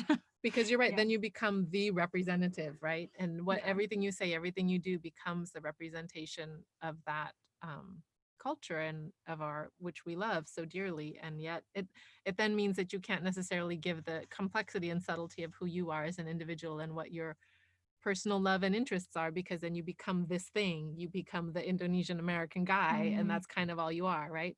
Instead of being the other parts of who you are too. And Indonesia is so diverse, right? Like Jogja is completely different from Bali, which is completely different from Solo, and completely different from Kalimantan. And like, and Gianyar is different from Buleleng. Gianyar is different from Buleleng. And Gianyar, Pengosekan is different from Lotundo. And we are like 2 feet apart. We are 2 feet apart, and we have completely opposite personalities. And like, how do you even begin to explain, like, okay, I'm from this part of Bali. We do this and this and this, and this is our speciality. And like, blah, blah, blah, blah. Like, it's too much, right? And so like saying like, oh yeah, I'm Indonesian, this is what it's like in Indonesia. It almost makes, I don't know, I end up feeling like I'm painting a homogenous picture of Indonesia, which is not what I want to do, right? But then also, how do we explain the complexities within 2 sentences, which is going to be maybe, as long as they're going to be listening to us, that first introduction, they're like, okay, after 2 sentences, I'm zoning out. I don't know what you're talking about, religion, caste, what is even language, how can you even, this is a struggle that Dode talks about Bali to his friends a lot. And they'll be like, what do you mean there are 3 different languages within a language? That doesn't even make sense, dude. And Dode's like, but that's how it is. And they're like, well, that doesn't make sense, so it's probably wrong. And Dode's like, what, how are you going to tell me that my stuff is wrong? Like, that's strange. So it's definitely, I think, very complex. And when we are asked, like, what even is Indonesia? Bali is Indonesia, right? Like, that's the same. Like, no. Bali is this big, and Indonesia is this big. Like, they're so difficult sometimes. I know the other Indonesians here are family members of Indonesians. Find it difficult, like, where do you even start? Like, do you want me to start with the geographical, like, oh, where China is? Like, if you keep going down, you'll find us at some point. So it's very complex, I think, from my perspective, and difficult. So I don't know, at least for my friends, I'm still talking to them about what Bali is and what Indonesia is, and like how diverse we are as a country and as different people And still, like, people are learning and still are coming up and asking questions. Even my friends who I've known since, 5th grade, 4th grade, they're still asking questions. So I think, I don't know, it's tough, complex, tough. Thank you. As you know, for sure. Very well. Mawali. Who's our next raised hand? Okay, so I guess next is we have a question from Arfian. Hey dear. Yes. Are you still there? Please go ahead and unmute yourself. I don't know if you can Arfian? It seems like maybe we lost our next question.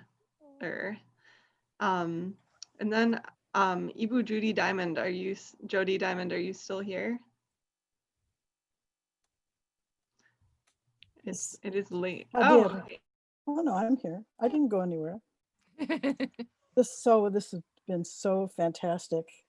And I don't know if you'd agree, but Emiko, your voice has a little berbau in a nice way, little Javanese. And Ayu, your voice is a little Balinese. Yeah. But in this, like a little jewel dropped into each voice. So that was really neat. One of the cultural identities that isn't on your list is an American in Indonesia. Mm. And I wanted to kind of raise the topic of those of us whose life is about Indonesia, but no one looking at us will know that. So I can't carry it on my face, but everything I do, everything I think about, everything I write, the only music that I play comes from 50 years of being connected to this tradition. And it reminds me of the funny thing that happens to me when I'm in Indonesia and I'm talking to people, my community all day, and then I'll catch sight of my face in like a mirror or a window, and it's like, oh, where did that white person come from? Who let her in here? And it's like, oh my God, no, that's me, because the faces that you look at, those are your reflection. So it's like, I think I must look like that. And then sometimes it's hard, not that it's hard to not look like that, but it's like, where does that, so there's so many people on here, where does that identity live? And what do we do about that? I just wondered what your thoughts might be on that. That's I would really love to open that question up to anybody who'd like to share thoughts on it, because I feel like it is a really complex question intertwined with these other questions we're talking about. What does it mean to be an American and look really Indonesian, right? What does it mean to be a person of European descent, but really be very Indonesian at heart and spend your whole life kind of doing all Indonesian things? I think I would love to hear what other people's thoughts are on that. But yeah, and it's also tied up with different ways of representing a culture. Yeah. And what kinds of choices we can make about that, how we can work together to do that stuff, but Yeah, and especially now, I think that the conversation of how we approach that has always been complex, but I feel like it's even more complex now. And that's part of why I wanted to have different voices in this conversation, because I think it's really easy to oversimplify things, just as it's easy to oversimplify what it means to be a white person in America, right? Like, not all Indonesians are the same, not all white Americans are the same. And I feel like it's really important for us to be willing to have that complex discussion like Putu was talking about. It's complicated and it takes time, and our real friends, the people who are really close to us or the people who really care, will take years to understand who we are and what these things mean to us. And I think it's a lifelong journey. I myself find my own narrative and description of it changing. I sometimes feel much more Indonesian and sometimes I feel much more American, and I find myself using different terms to refer to myself, because my own identity will change depending on where I've been for the last 2 years and what I've been doing. When I'm out there, like at a Black Lives Matter protest, I feel very American because that's what I feel like I have to do. But when I'm serving tea on the Balai Bengong and there's a priest around, you can bet I've got all my Javanese and Balinese things just going crazy in my brain. So it is, I think it's a changing identity for me personally. So I would imagine that for you too, there are probably times when it feels really kind of jarring to have what you look like not be what you feel like inside.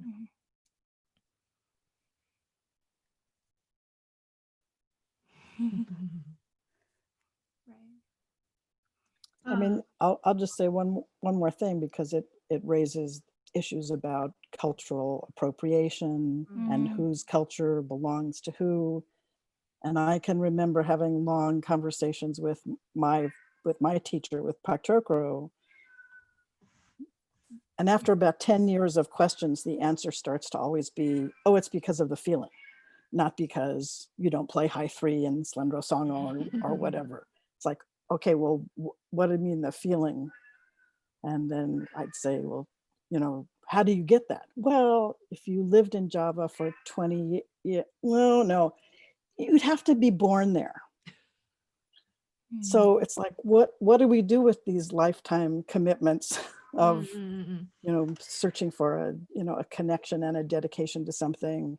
What does that mean to have the feeling? You know, who gets to have that? My personal perspective on that is that people like you, Ibu Jodi, are in a position where maybe what you want to be the reality for you is not what it is, but you are in a position so amazing to be able to be the person that helps people like Putu or people like Dode, Ayu, Lole, help them find a more meaningful relationship to life in this country, because I think you are able to educate people. You're able to share information with people who won't, you know, because like Mas Ken said at the very beginning, he's a brown guy. And when people see him, that's what they see. And that closes off certain avenues. It opens up other avenues. But I think, you know, we all have our privileges, and whether or not we want them, they are what we have. And I think I myself am learning, like, what are my privileges and how can I use those as a weapon that can help me accomplish the goals I want to accomplish, to help not just protect, but really like uplift the voices of people who really need to have their voices uplifted. And that will be your, you know, each of us will have a different contribution that somebody born in Java, somebody born in Bali won't have the ability to do. And yet you will be able to facilitate very deep connections, which I think you already do. You know, it's very beautiful and really meaningful. Thanks. I miss talking to your father. I miss talking to him too. I know. There's one thing he said that I say to every class that I've ever taught, which is that playing gamelan is half listening, half playing, and half feeling. 3 halves. Yes, that's a really good one.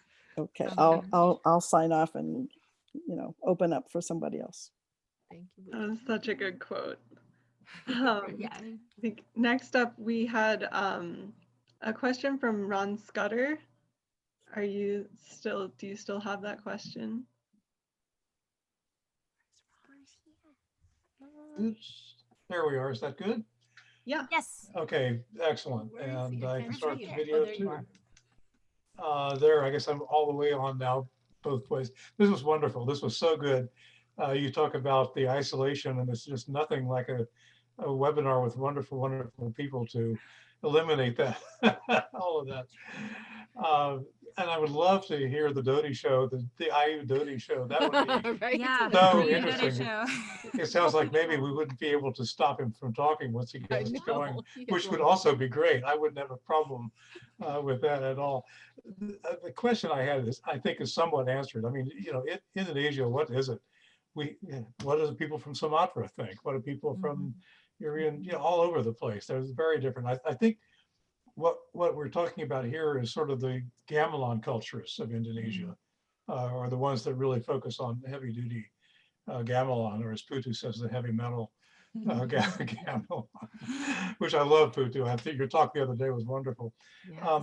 But in listening a little bit to Japanese culture, that's a very different, very different culture, of course, than Indonesia.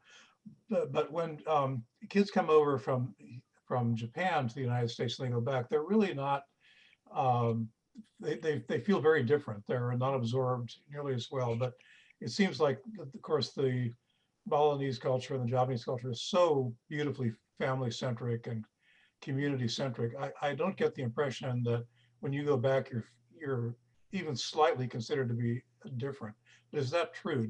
Are you looked at as being a little un-Balinese or a little un-Javanese, or are you just immediately accepted back into the family and the community? That was my question. Right.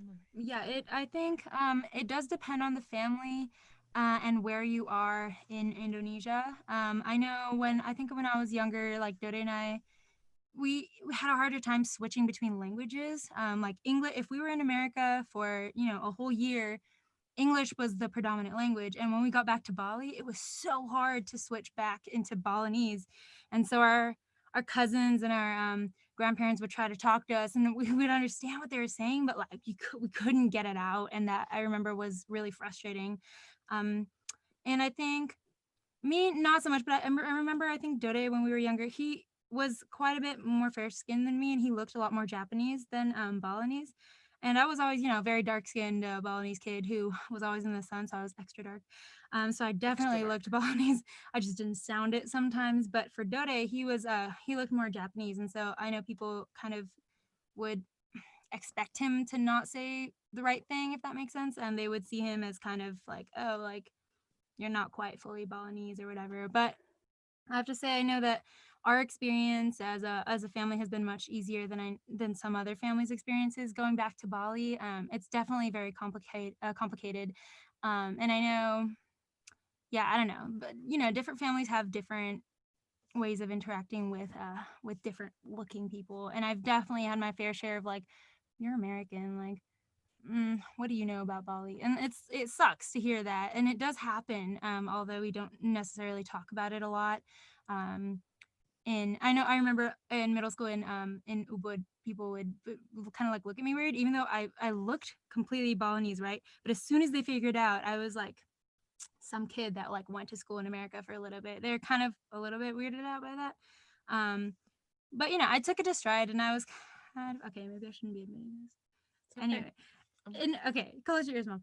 In elementary school, I was I took things into my own hands when it came to bullying. And if I heard something bad said about me, usually it was the guys. If I heard something bad about me, I would She go would up to beat people, them and up. I She would would go down to the school and beat and them I up. would Literally. I would hit people if they were bullying me. I would hit people if they were bullying my brother, and usually it was the guys. And like with the fist kind of hit. I left multiple marks on multiple people. And now looking back, that was physical assault, and I don't think I will do that again. But it because bullying does happen, whether or not you look like the same people. But especially for us other kids, like a lot of my cousins are part Japanese, and so they look quite different from just a regular old Balinese kid. And so I remember some of my cousins would come running into my classroom and be like, Ma, are you like so-and-so? Like, they said this about me. And I would literally get up, find them in their class, and she's the Terminator. She's like the Balinese. She's like 4 feet tall. I would yell at them. I'd be like, what are you doing? What is your problem? You think you're so good? And I would maybe hit them. But they were bullying, so to me it's justified. But I would say it is quite difficult to jump between cultures, even if it is going from America back to Bali. It is still really difficult. I know. It's been easier for our family, maybe because I physically assault people, but I know it's really difficult for other Balinese kids as well, Balinese American kids, to go back home and look slightly different or speak slightly different or not quite understand everything that people are saying, because slang changes, texting changes, social media changes. So, you go back and all of a sudden it's different. And I know people have a hard time with that sometimes. And we do get bullied for being different, even though we don't look different. So it is Thank you. I think, Emiko, you have your hands full with these two. Don't tell any of my previous principals, please. I like my current academic standing. Rebecca, maybe you shouldn't broadcast this particular webinar. Yeah, we need to take this off of YouTube Live. Maybe some Yeah, we editing, need maybe to some editing. shut this down. Wait, Maybe should some I be editing would turning be off the prudent in this YouTube case. Live? Great, thank you. That's No, I'm wonderful. kidding. Great answer. It's okay. People can know. But, so it is difficult. So I think we Cross-cultural. Oh, there we go.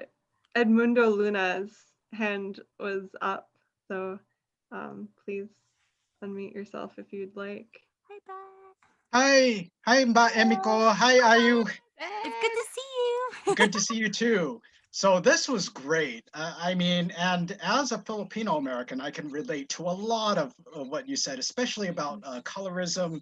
Oh my God, that goes all the way back. And I mean, even if you were to talk to a lot of my like aunts and uncles, they still talk about it like under their breath. So I relate to that quite a bit. But coming in here as a linguist, so my thing would be because we have like a more sizable community of Indonesian Americans, and one thing that maybe I could sort of suggest is to contact like a local university, like public university that does like field methods. And usually this is like a year-long class or semester-long class. And the person would come in or be there, not really on site now because of all of this. Maybe it's even easier now because of these distance learning regulations. Maybe, I don't know. But one thing would be to go in there and say, oh, you would propose to be like a consultant for a native language. So whether it be Balinese, whether it be Javanese, or some other language of Indonesia. And I try to advocate for this as sort of like a language advocate. And I mean, not too many people really pay attention to that over here in Japan. But so that was like one thing that was on my mind. And language, of course, is an important part of culture. So, and apart from, let's say, performing arts and other sort of cultural artifacts, language is also quite essential. So that would be my first thing. And then for my second point would be especially for the children in Indonesian-American families. So even if your parents speak just Indonesian, I think it would be really good to get them to talk in their native languages, like record them, like stories, narratives, things like that. And even if you cannot really linguistically like parse them or individual words or like things that I would do in my own research, but really I would say like just get those stories down. And because we have like these digital resources in which to do this, and it's a lot more reliable than like paper. So we have like these technological resources right now to do such things. And I think, you know, before that knowledge goes away eventually with the passing of each preceding generation. Yeah, those are my 2 points. So thank you very much. Thank you, Master. That's very, very interesting. It's very interesting. And also I was struck by how easy it was for us to get videos from people and just put them together. I mean, it was so easy. Right. So definitely compiling something of like, that's a great idea. Children's stories and things like that would be incredibly beneficial, I think, to our communities. I remember because when I was little, I was not I did not sleep easily is the best way I can put it. My dad would exhaust all of his repertoire. Like he would sing all of the songs that he knew in Balinese. He would tell me all of the stories that he knew in Balinese. And I was still up and I was like, okay, Dad, what's next? What's next? And he's like, I've been telling you stories and singing to you for 3 hours. Why are you not asleep? And I'd be like, because they're interesting. What's next? And he's like, that's it. That's all I got. And he'll have to like make some other stuff up to get me to fall asleep. And I think, like, you know, like now I kind of feel bad for him because like that's 3 hours is kind of a long time to try to talk a kid into falling asleep. But in hindsight, I think a lot of my language and my philosophical ideas kind of come from the stories that my dad told me and the songs that he would sing to me. And, you know, like Dode fell asleep pretty easily. So maybe he didn't quite get those teachings, but I was up for the past, you know, 3 hours. And I remember it, and you know, that was a moment, and it was just like me, it was just me and my dad. And he told me, you know, a lot of Balinese traditional stories and a lot of, you know, children's stories, a lot of traditional songs, songs that you would sing at the temple, songs that you would sing at ceremonies. And I think like that was really important, especially when I was younger, because I was learning the language and I was learning what things meant, and I was trying to develop my vocabulary, develop my grammar. And I think hearing stories like that and hearing songs were really important for me and for my brother, for us to be able to learn Balinese and Indonesian, because they're, you know, languages are very complex, and if we don't start learning them when we're tiny, like it's really difficult. And I'm thankful that my parents made that decision. Really, it was my mom's decision. My dad went along with it because she likes linguistics and she knew that we had to start at 0 years old. So that was mom's decision to start when we were really little, and I'm really thankful. And it was really tough, of course, when we were little to learn language. So I'm really thankful, because now Dode and I have a lot of vocabulary and languages that we can, you know, communicate with. So I think that's a wonderful idea to have, you know, to have our parents record songs and stories that they loved from when they were young as well. Sorry, that was mine. Thank you, Ed. Thank you. My muscles. Yes, I have muscles. Thanks. So we have questions or comments, discussion points now from Febi Budiarto and Clarence Magno. So, oh, and sorry, I'm sorry, that's after Ibu Lisa Gold, who is first in line. And yeah, Lisa, please go ahead. Hi. So this is so amazing. You guys are wonderful in the way you put it together, and hearing all these different voices. Very, very moving. And I wanted to, and Ayu, you've got to compile those songs and stories of Pak Dewas and make them into some kind of audio book. I mean, just what a treasure. So a lot of what Jody Diamond mentioned really resonated with me too. And this whole idea of appropriation that comes up all the time, cultural appropriation, where I feel I am not guilty of that.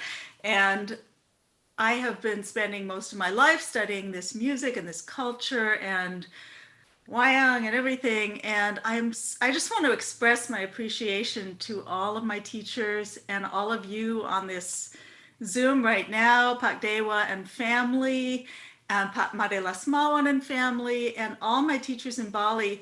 I've always felt when I've lived in Bali and studied that I've been taken in as a family member. And I realize there is an insider-outsider, and I'm not an insider, but I've never really been made to feel that way in Bali, and also in Java with my Javanese teachers, Pak Midiyanto and Pak Rajito.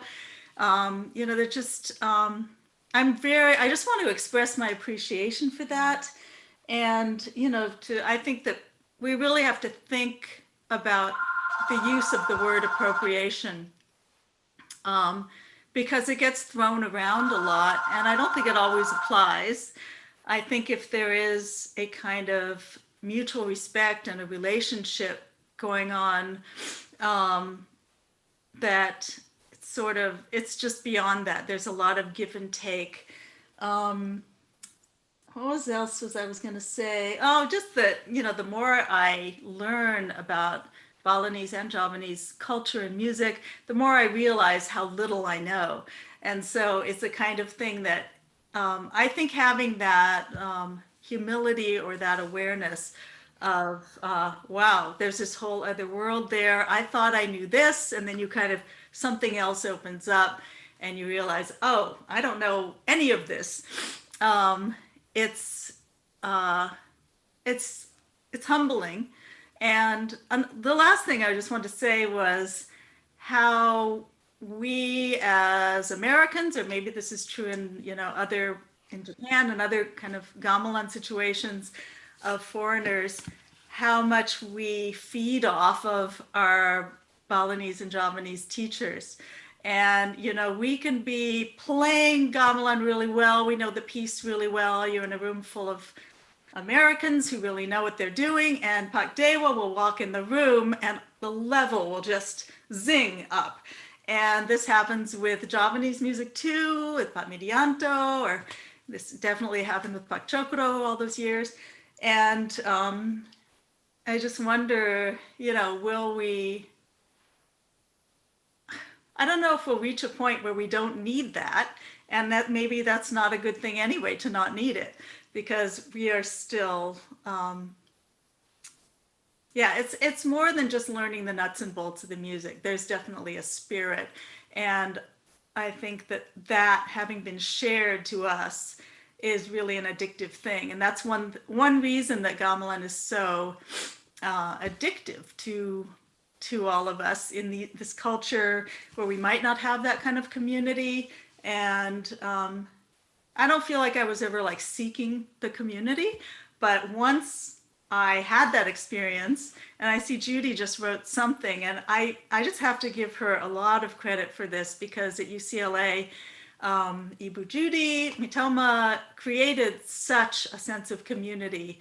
And we had these summer sessions where we would really have these deep relationships with our teachers and with the other, you know, fellow students, and just kind of setting us off on the right track when we were really young. And I'm just happy to be able to be part of that. So that's all I wanted to say. Thank you, Mbak Lisa. It's so good to have your perspective. And you're right, our teachers are gold. They're the most important thing for us. So thank you for sharing those thoughts. I love to imagine all of that happening. It's so beautiful. I don't really have a question. It's more of a comment. I hope that's okay. I have a lot of thoughts. Thank you, Ayu and Emiko, so much for, you know, just hearing your beautiful words and representing. It's really hard for one voice to represent so many voices and literally millions and billions of people. So millions of people. So I am just very appreciative. And honestly, I didn't know how cool it was to be Indonesian American until I met you two. So thank you. My comment is really around, and I think Lisa, you know, set up this conversation super well, and it's about appropriation. And this kind of goes in connection with Emiko's very important words around her feelings and around her spheres of privilege as she highlights racism in the United States, and particularly the murder of George Floyd. And I think anecdotally, I'm seeing that, you know, white folks may feel and forget their whiteness in Indonesia, but oftentimes I could probably tell you that, you know, speaking from my experiences, I will never forget my Indonesianness living in America. Yes, and true. I think a Black person would never forget their Black skin living in the United States. And I think, you know, Emiko just talked about Dode not wearing a beanie, or, you know, some of these privileges that we may have because we just cannot forget who we really are in this country. Because if we forget that there are examples in history that show us we don't end up in the place we want to end up in. So I think with appropriation, what's most important is understanding that dynamic and kind of that power dynamic between not white individuals, but whiteness, right? Those are two different things. And I think systemic racism is very different from individual racism, but it's still under this really umbrella, really big umbrella. And so that's really just my comment, and just wanted to bring that voice in. Thank you so much. You. I really appreciate that. Thank you, Mat Phoebe. That's so important. Yeah, thank you. Thank you so much, Phoebe. Yeah.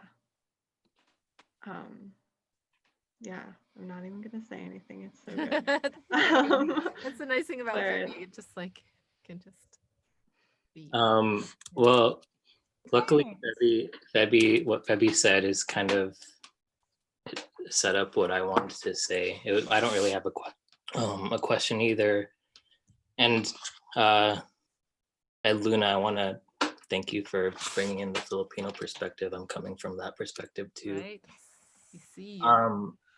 But what I wanted to say is, and it's kind of been a question and a challenge that I've had for being, and I hate to centralize Western, but like being a Westerner studying other people's music that's not Western music, and what it means to be like a ethno music nerd, musicology nerd.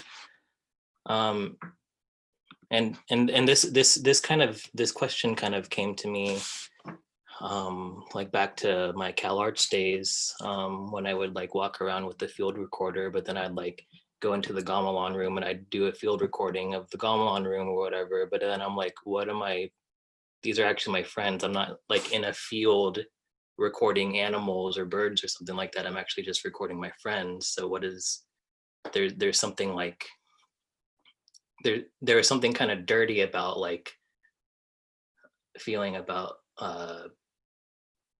like field recording non-Western music to me. There's something like quite othering about it, and I think that's what was coming up for me when hearing about what it means to like be white in non-white spaces. Like what is the othering that's happening, and why are we othering? Yeah, and that's kind of the question I'm grappling with myself. Thank you.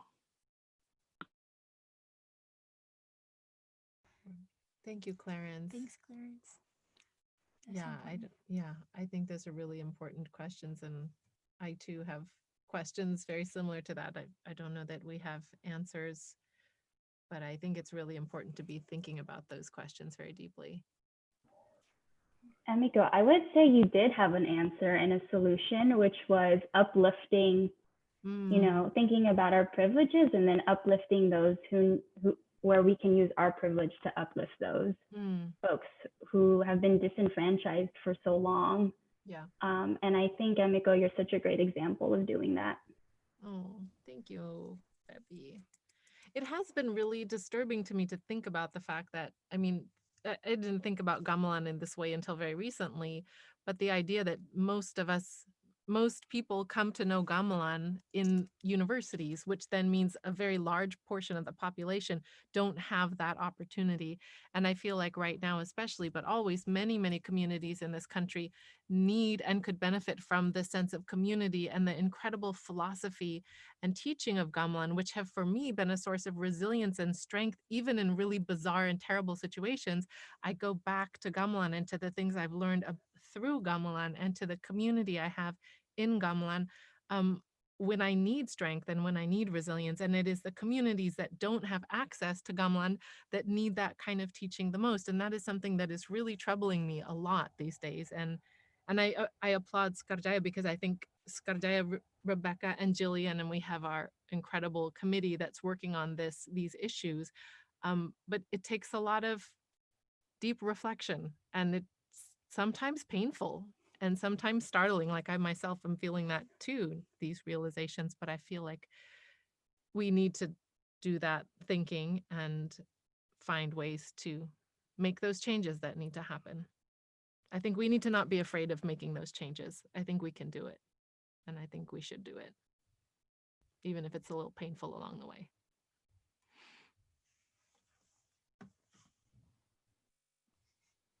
Because everyone should have access to gamelan.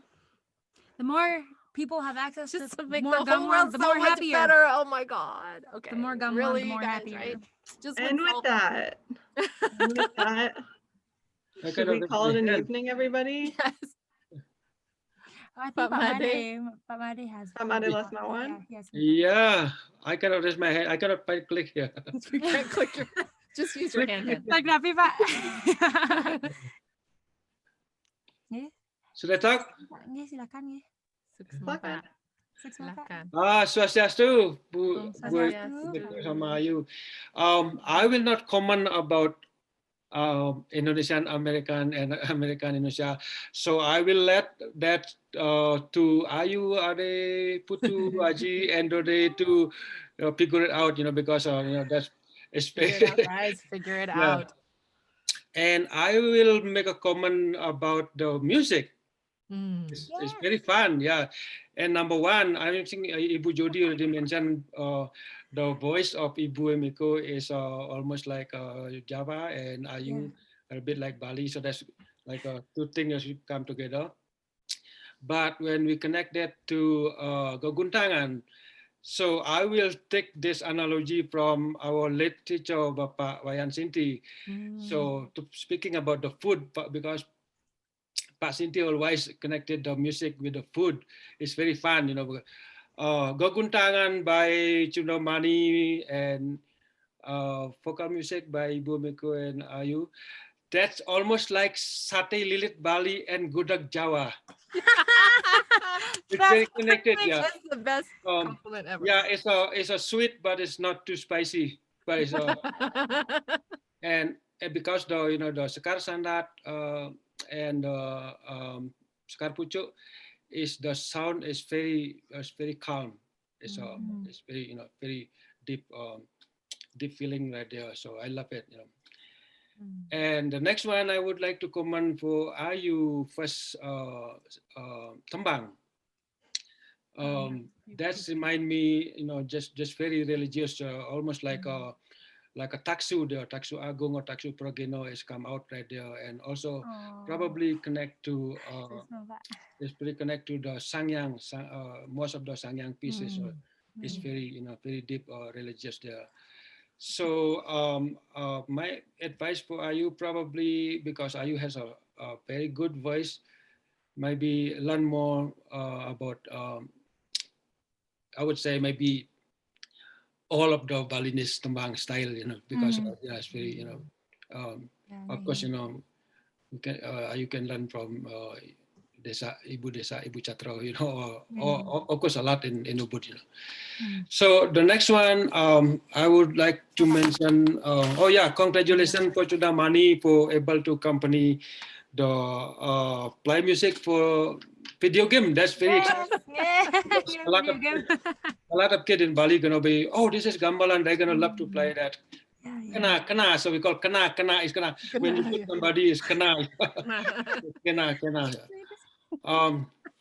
The next one, I would connect to Ibu Lisa comment about how we to get here, and that's very how we as an Indonesian or as a Balinese, we never forget how our American friend also, like Ibu Judy, and of course, for myself, I always remember how Dr. Robert Ibron bring us here. So without Dr. Robert Ibron, we will never, be in America, grow with a kid, So respect is number one. So either from us in Bali to our friend in America. So, but we also asking American friend, respect our culture, not just taking gamelan as a, as a music, but it's a lot of beyond the music, not just like gamelan, because, I would say American is very smart, you know, they can learn anything. So, but beyond of that, you know, so we have to asking our friend here in America, you know, just keep Balinese gamelan is universal, as belong to Balinese and born in Balinese, and now for everybody here. So respect is number one. So of course, you know, if we connect that to what Putu said, you know, about what is going on right now in America, you know, it's just very confusing. So as a parent, you know, I always, number one, you know, because we grew up in Bali, I think Adi already mentioned, you know, number one is connect to Dode, you know, because, you know, Dode miss a lot for Pengosekan culture or Bali culture, you know, but I try to make a culture here like in Bali, you know. Number one is start from the family, you know. Yeah. Like Ade already mentioned, you know, before the school we go pray 3 Sunday or whatever, you know, and after that, you know, and when we get to the gamelan, so we try to connect that as a, I think I forget one Ibu was mentioned about loss about a gotong royong, but we have to create that gotong royong here because of course American they know about individual, but the gotong royong we have to keep that, you know, work hard about, you know, try to introduce the gotong royong, the pola hidup, the pola style of our community. And the next one I have to mention, this one is very interesting, you know, because how we get here. So, you know, when I moved here, so I'm gonna correct Putu mentioned about 7 months when I Putu bring here. Actually, it's 9 months and a half. So it's not 7 months. So when we live in San Diego, so of course, you know, Edmundo, Alex, and, you know, all of our community in San Diego, but it's kind of sad when I moved to Colorado. But I remember what my teacher said in Solo, my, you know, late of my great director of ISI at the time, still ASCII. So number one is what he mentioned about the culture strategy, because, you know, right now it's a lot of gamelan member, but when we grow up 30 years ago, it's not many kids, not many people play gamelan, especially in Jawa. You know, one time in Jogja, they don't have any of the Karawitan students. So it's very sad, you know. So the late Pak Omardani mentioned about the culture of strategy, you know, don't think about good yet. So just how to make people love our gamelan. So I go from there. So when I decide move from San Diego to Colorado, so I know I keep that and I spread that the culture strategy. You know, of course, you know, we introduced that to many of the school. So I spread gamelan from Wyoming, Montana, Idaho, Utah, and now South Dakota.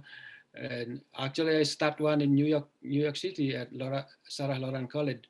So now it's continued by Pak Nyoman Saptonyano there. And also I start gamelan in Wake Forest and Emory University in Atlanta and University of Georgia in Atlanta. So we have at the same time, you know, we help gamelan maker in Bali to, you know, to send more gamelan here. So that was my, you know, it's a lot of bad thing, a lot of good thing, and of course, you know, when we're talking about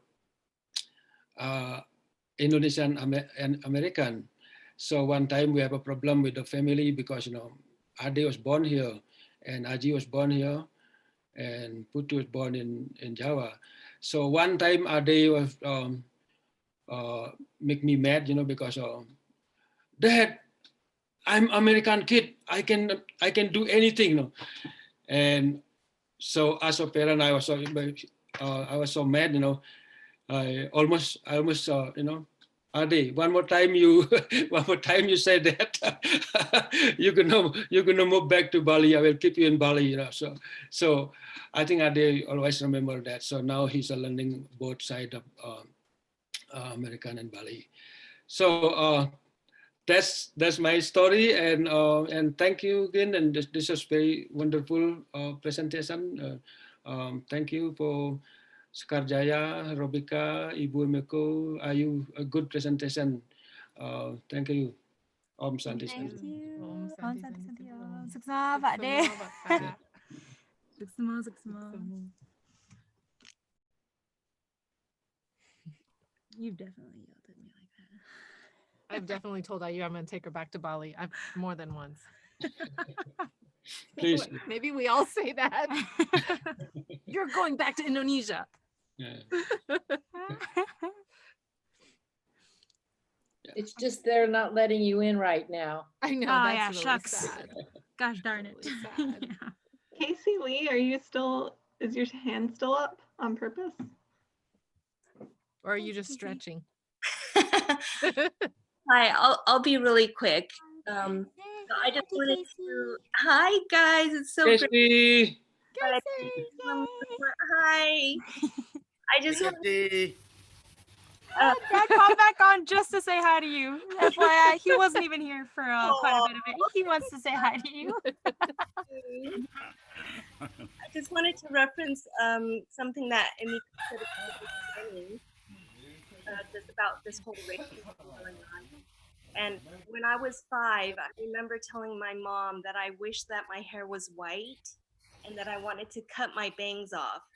And she looked at me totally perplexed because she didn't understand what I was talking about. But what I meant was I wanted to have blonde hair, and I didn't want to have bangs because that's what Cinderella looked like. And that's kind of like how I grew up. Even in Berkeley, which was, you know, so multicultural, but still it was really hard for me to gain a sense of pride and self-confidence, not being, you know, Caucasian, blonde hair, blue eyed. And I wanted to be a dancer from the time I could walk and talk. And the only thing that was available when I was young was modern, you know, ballet, tap, that kind of stuff. So I tried that and I really sucked at it, and I was short and stubby and my body type didn't fit with that. And, you know, thank goodness my mom here, when I decided I wasn't meant to be a dancer at age 9 because I didn't fit in, I was heartbroken. My mother found Indonesian dance teachers for me, and it you know, literally I can say it saved my life, and it gave me something to feel so proud of, and to see, you know, people that looked like me in this incredibly beautiful art form. It just sustained me and fed my soul, and I'm so incredibly grateful for the culture, for all of my teachers, for all the musicians and dancers that I've been able to connect with through my life, and connecting this to the what Emiko was saying about all of the stuff that's going on right now, the racism, the discrimination, the hatred, you know, the pain that we're all facing in the world today with just everything, the COVID, the separation and everything.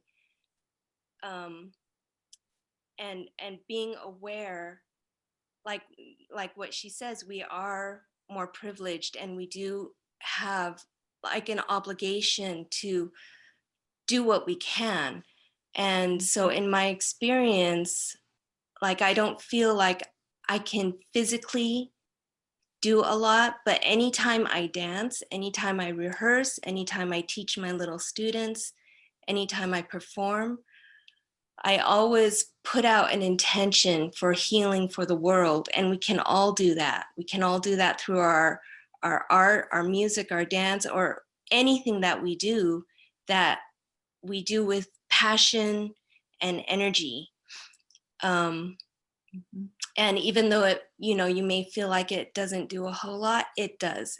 It really actually contributes. It puts energy out there to whatever, you know, we intend it for. So with all of the pain and suffering and grief and struggle that's going on right now, just remember that we can do that.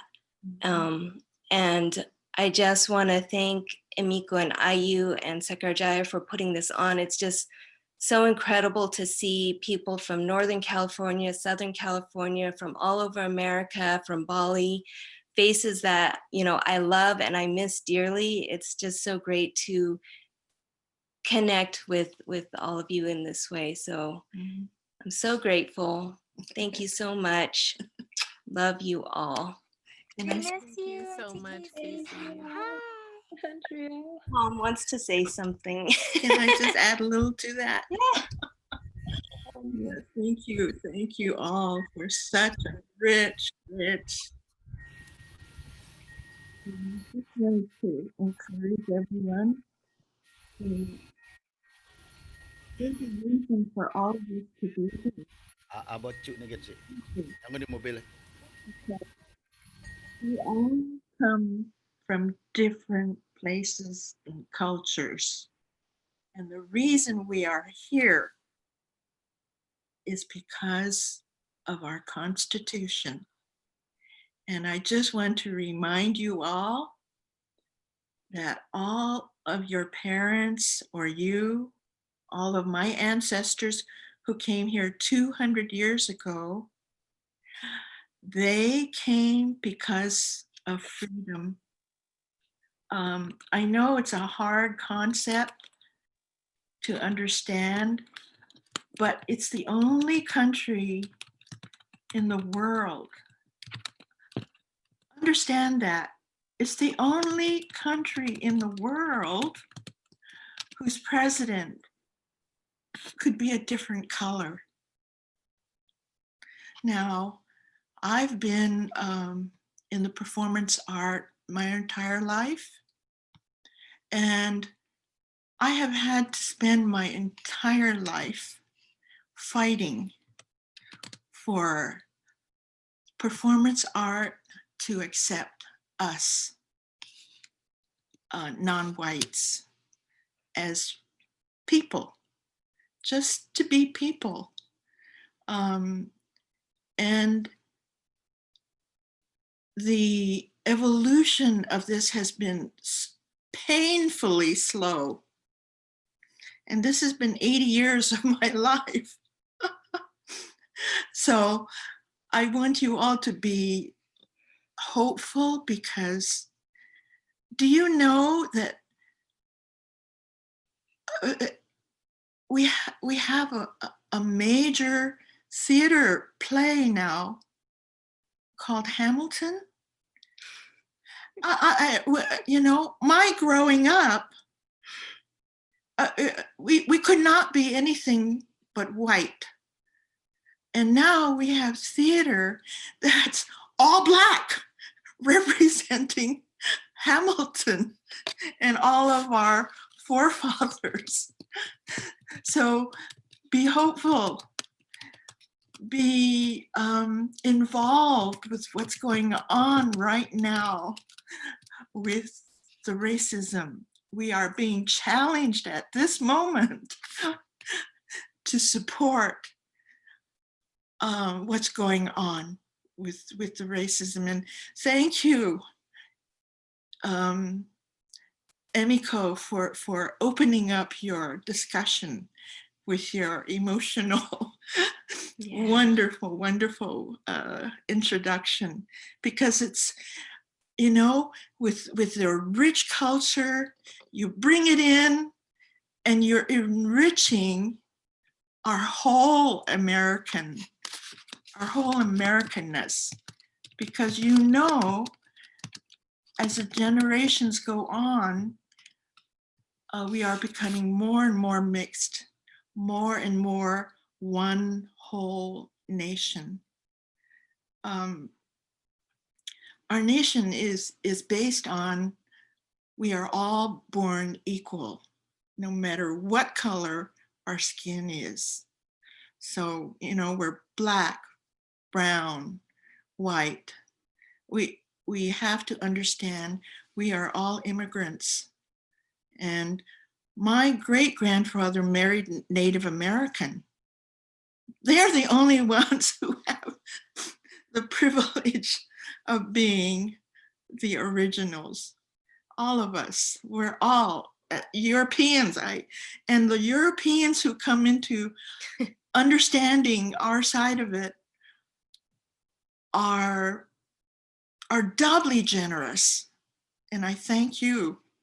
I do, because you're showing your openness and your understanding of our Constitution. You understand very well what your role is. Thank you, you guys. That's all I have to say.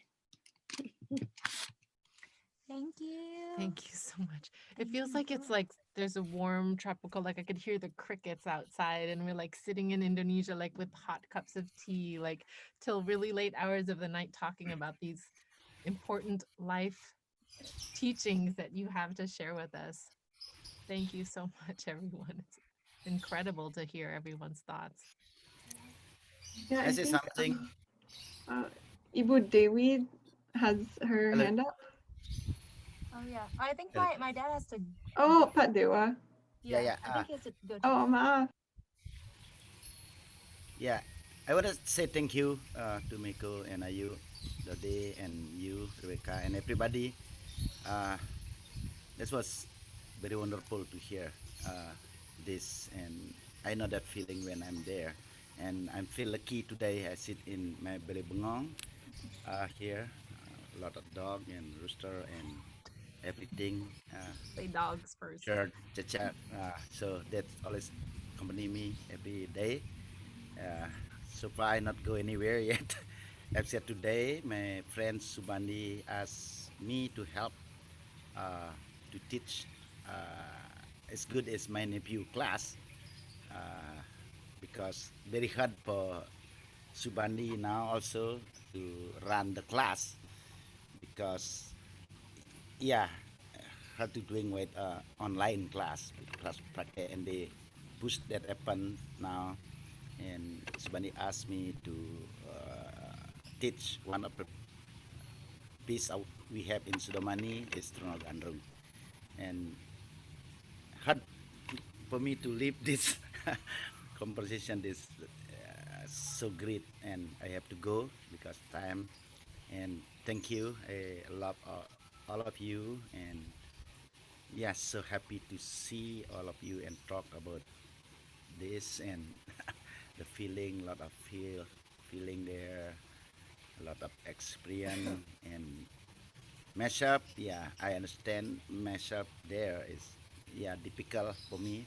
Even most of what I did in California is so fun to teach, but I do not know what my feeling is. Because one of my weeks is talking to express my my heart, to express, I mean, the translate Balinese word in Gamelan to bring in English is like hard because myself is more practical by my expression than my word. That's one thing even hard for me there. If I'm talking with my friend or our friend in Sekar Jaya or the student, always hard for me because I'm always talking with my body language and always with joking.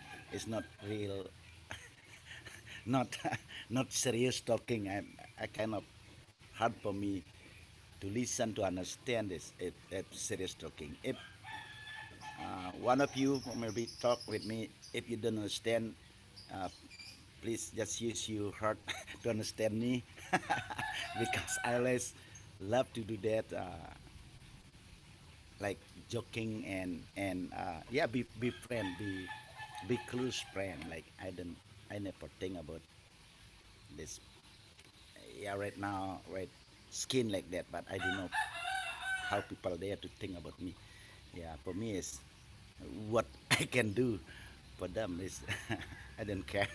as long as I don't get hurt. Yeah, thank you very much for everybody. I have to go. I have to go very soon. Thanks, we. And And also, I want to shout out to Sarah and Cliff Friedlander, the original Dewa and Emiko supporters. Before anyone thought we would ever make it, they are the original supporters of Dewa and Emiko. Thank you, guys. Thanks, we. Kasih Pak. Good luck. Have fun at Kokar. Ma'am. Thank you, ma'am. Bye, we. Say hi to Blisi Bandi. Yeah, I will. Yes. Makasih, Pak. Yeah.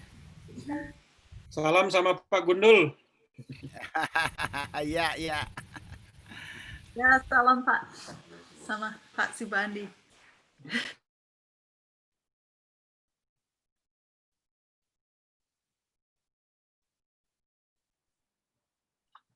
Uh-oh. I think Ibu Dewi, I'm sorry, I can't speak Dutch. Dewi de Weert? Yeah, really close. Sorry.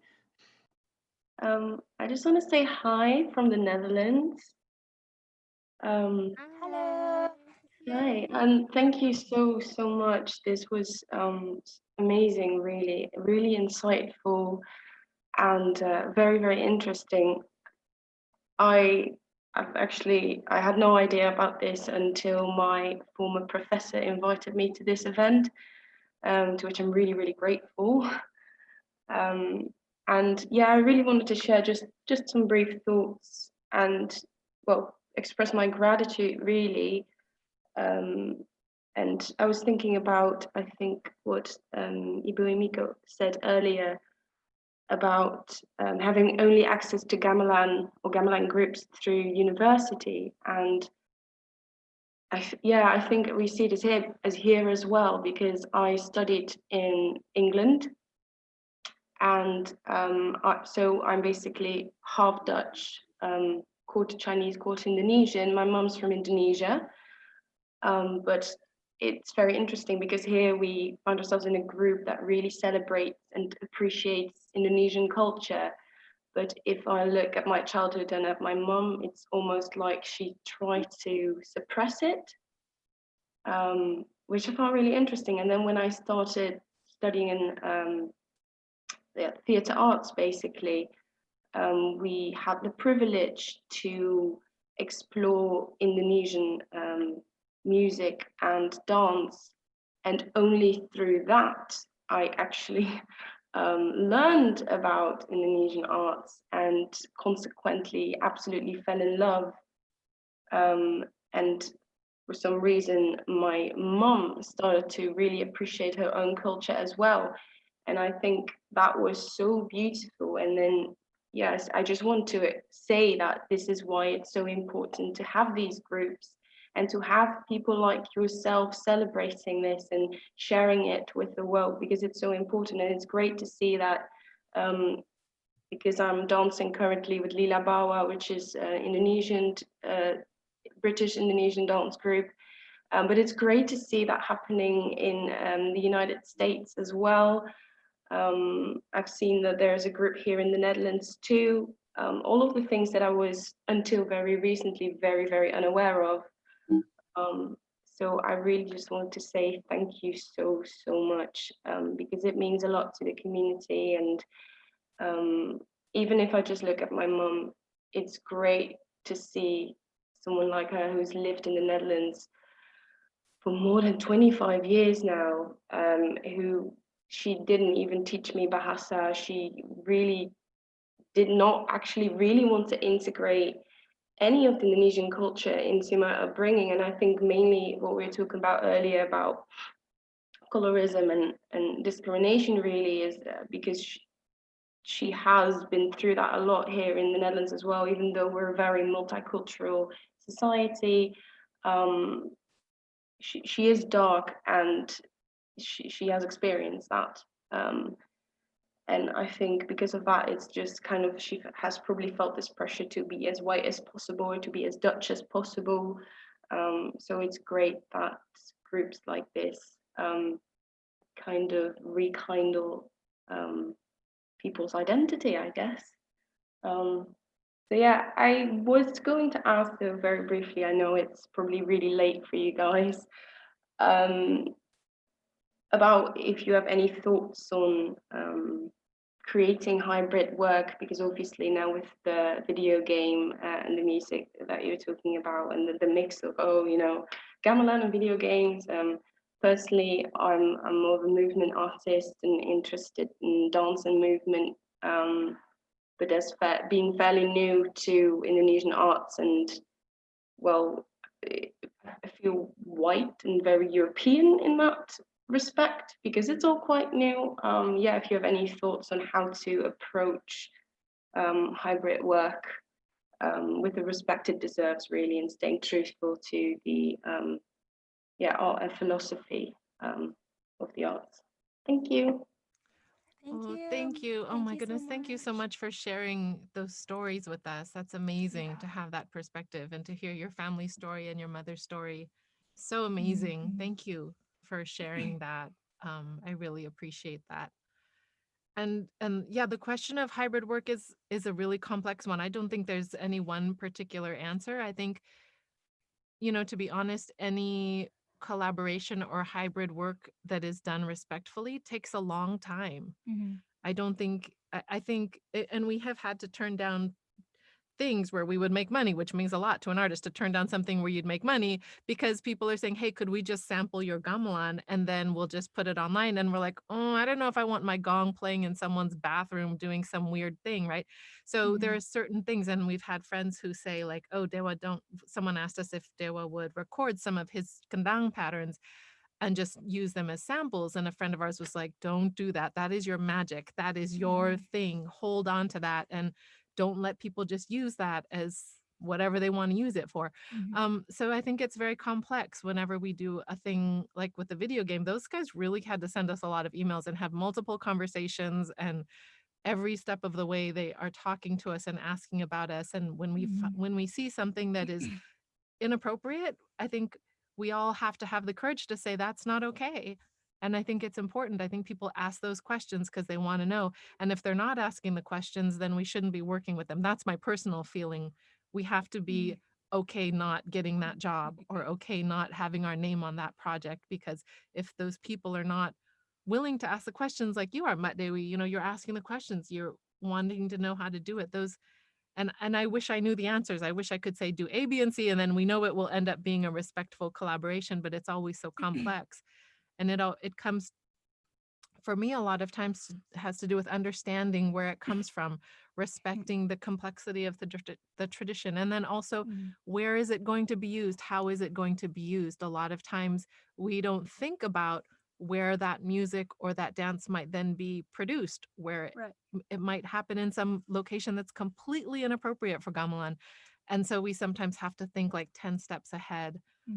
I personally don't have a problem in principle with mixing gamelan with other kinds of music. I actually really love that a lot. And a lot of the work, like Pak Lasmawan was pointing out, is like has Javanese and Balinese things in it. There were obviously some very modern things happening in the video game. But I think having a core of respect and love for the culture as the primary, most important aspect of the work is essential to me. And if the person I'm working with doesn't have that ahead of money, ahead of their fame, ahead of the production, then I have to say no to those kinds of things. And when even myself, when I'm working on things, I have to always go back to that question. I sometimes have to ask myself, what is my intention here? Why am I doing this? Am I just trying to like increase my stature or make a name for myself? Because if that's what I'm trying to do, I need to really like take 10 steps back and think about why I'm trying to do what I'm trying to do. Because for me, and you have ancestors in Indonesia too, it goes back to that. Like we have a responsibility to our ancestors and to our teachers and to our tradition and our culture and to the cultures and traditions that we love, whether or not we're from that, to put those things ahead of our own personal desire, our own personal sense of wanting to get ahead or make a name for ourselves. And it's very hard. But I feel like when we do that, then it results in music or new work, dance, and other kinds of collaboration that are meaningful, even if it takes a really long time. That's just my personal perspective on that. like I feel like there does have to be like a significant amount of research to be done about the culture, about what it means, about what this piece means. And one piece, it might be an easy piece to learn on a gamelan or something like that. It might be an easy piece and easy to teach people, and you might want to just like immediately, result to just teaching that piece, but it could be a really sacred piece. And if like people don't know that, it could be used in a way, as Mom was saying, we have to think 10 steps ahead. So that piece could be used in a particular moment or event that's not sacred and that's not respectful to the music and the culture itself. So it is like, it's like we do have to tread carefully, and it is, like we have to do a lot of research beforehand in order to properly, execute a kind of a hybridization of the arts. And I know Putu has done a lot of work, and my cousin Mo Ayu has done a lot of work as well, and they've done a lot of work together in working with hybrids and bringing together different forms and different styles and things like that. But at the core, I think research and respect are of the utmost importance, as my mom was talking about. So I don't know, that's from my perspective. Thank you so much. Thank you. That's really helpful. Thank you for your sharing. stories. Yeah, Mbak thank Dewi, you so that's much. amazing. Thank you. Jason Muljadi had something to share. And then I think after that, we will sign off for the evening. It is getting rather late, even on the West Coast now. And Jason, it's like an all-night wayang or something. Yeah. It's like it's like watching Jalonarang or something. Yeah. Well, just want to say hello, Bu Emiko. Hi, Ayu. It's nice to see you all again. I apologize. I caught clips here and there, but I'll be watching the whole thing later. So I just wanted to say it's really awesome that y'all have created this space to again delve deeper into things that really affect not only the Gamelan community but also our Indonesian-American community. And so I think that it's really important and powerful stuff that y'all are doing. And so I hope to see definitely more of these conversations with all of us. I caught on to like the last probably like 40 minutes of conversation. It was just wonderful to hear you all just saying stuff. So yeah, so I want to say thank you for this opportunity, and hope keep doing awesome work. Thank you. And thank you for the work you're doing too. You're doing a lot of important work too. Thank you so much. We appreciate you coming. And thanks for adding your voice to the conversation. I really appreciate it. Thank you so much, Jason. We love hearing from young Indonesian-American people. Hey, there's nothing wrong with old Indonesian-American Sorry, people. Mom. Jeez. I'm just saying, we're also cool. Yes. Yeah. Kind of. So this wraps up our all-night wayang, Rebecca. Is that what you're saying? If you want the all-night wayang to be over now, It's been can so end it now. amazing to talk like this. Like, I don't know. I can't remember when I last had a conversation like this with just so many thoughtful, insightful people and so much honesty. And I really, really appreciate it. And I have craved this for so long. So thank you so much, everyone. I really appreciate everyone's presence and honesty. Yeah, it was pretty. Yeah, oh, is Dode here? He needs to make a guest appearance. Where's Dode? He's preparing his TED Talk. He does have a lot of stuff to do. But yeah, it's been so amazing to talk with everybody and to hear, different perspectives from different people from different parts of Southeast Asia. And whether or not you're a musician or dancer, or whether or not you're a student or a professor, like I'm so happy we had a chance to kind of open up a space to talk. And it's great that, we're kind of cutting it a little bit long but short, because then it leaves the feeling of wanting to do this again, and we want to talk with each other, and we want to have more discussions, and we want to dive deeper into certain topics and certain issues and things like that. So I don't know, I'm really excited. I'm so happy that we were able to present tonight, and thank you so much to Gamelan Sekar Jaya for doing this. I literally wouldn't be here without Gamelan Sekar Jaya. So actually, big thank you. Literally, actually, I wouldn't have existed. For reals. Yeah, and Anna And probably. Anna Deering. Anna Deering's there too, and I think Laura's here too. They also wouldn't exist without Gamelan Sekar Jaya. So there are a lot of us. Gamelan is important in so many ways. Gamelan is important. So definitely, big thank you to Gamelan Sekar Jaya for tonight. And thank you so much to Emiko and Ayu. Maybe we'll have to have the Emiko and Ayu talk show again sometime. Maybe we'll have to do it. Maybe, It's yeah. mostly everybody else talking, which is super exciting, and we love it. Yeah, Thank we you. love hearing people. Yeah. Good night, everyone. Matur semua guys, ane sampun mirangan orto niki semua Terima guys. kasih. Nik Tejur, semua Thank you, Ayu, terima guys, kasih. semua. Matur semua. Nggih. Kasih. Bye everyone. Bye. Thank you everybody. Thank you. Bye. Bye. Bye. Iana. And Casey. Terima kasih. Semua Ayu. Bu Carla. I miss you guys. Oh my gosh, We miss you. Miss you. COVID. I'm home now. I'm only a couple blocks away. Wow.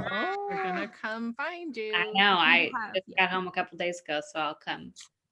We need to have an outdoor coffee moment. Real human interaction. Yes. What is that anymore? I think I always thought people lived in small boxes like this. I know. They've I'm been feeling like living, that. a couple months. Thank you, everybody. Thank you. Terima kasih. Terima kasih. Terima kasih. Bye-bye.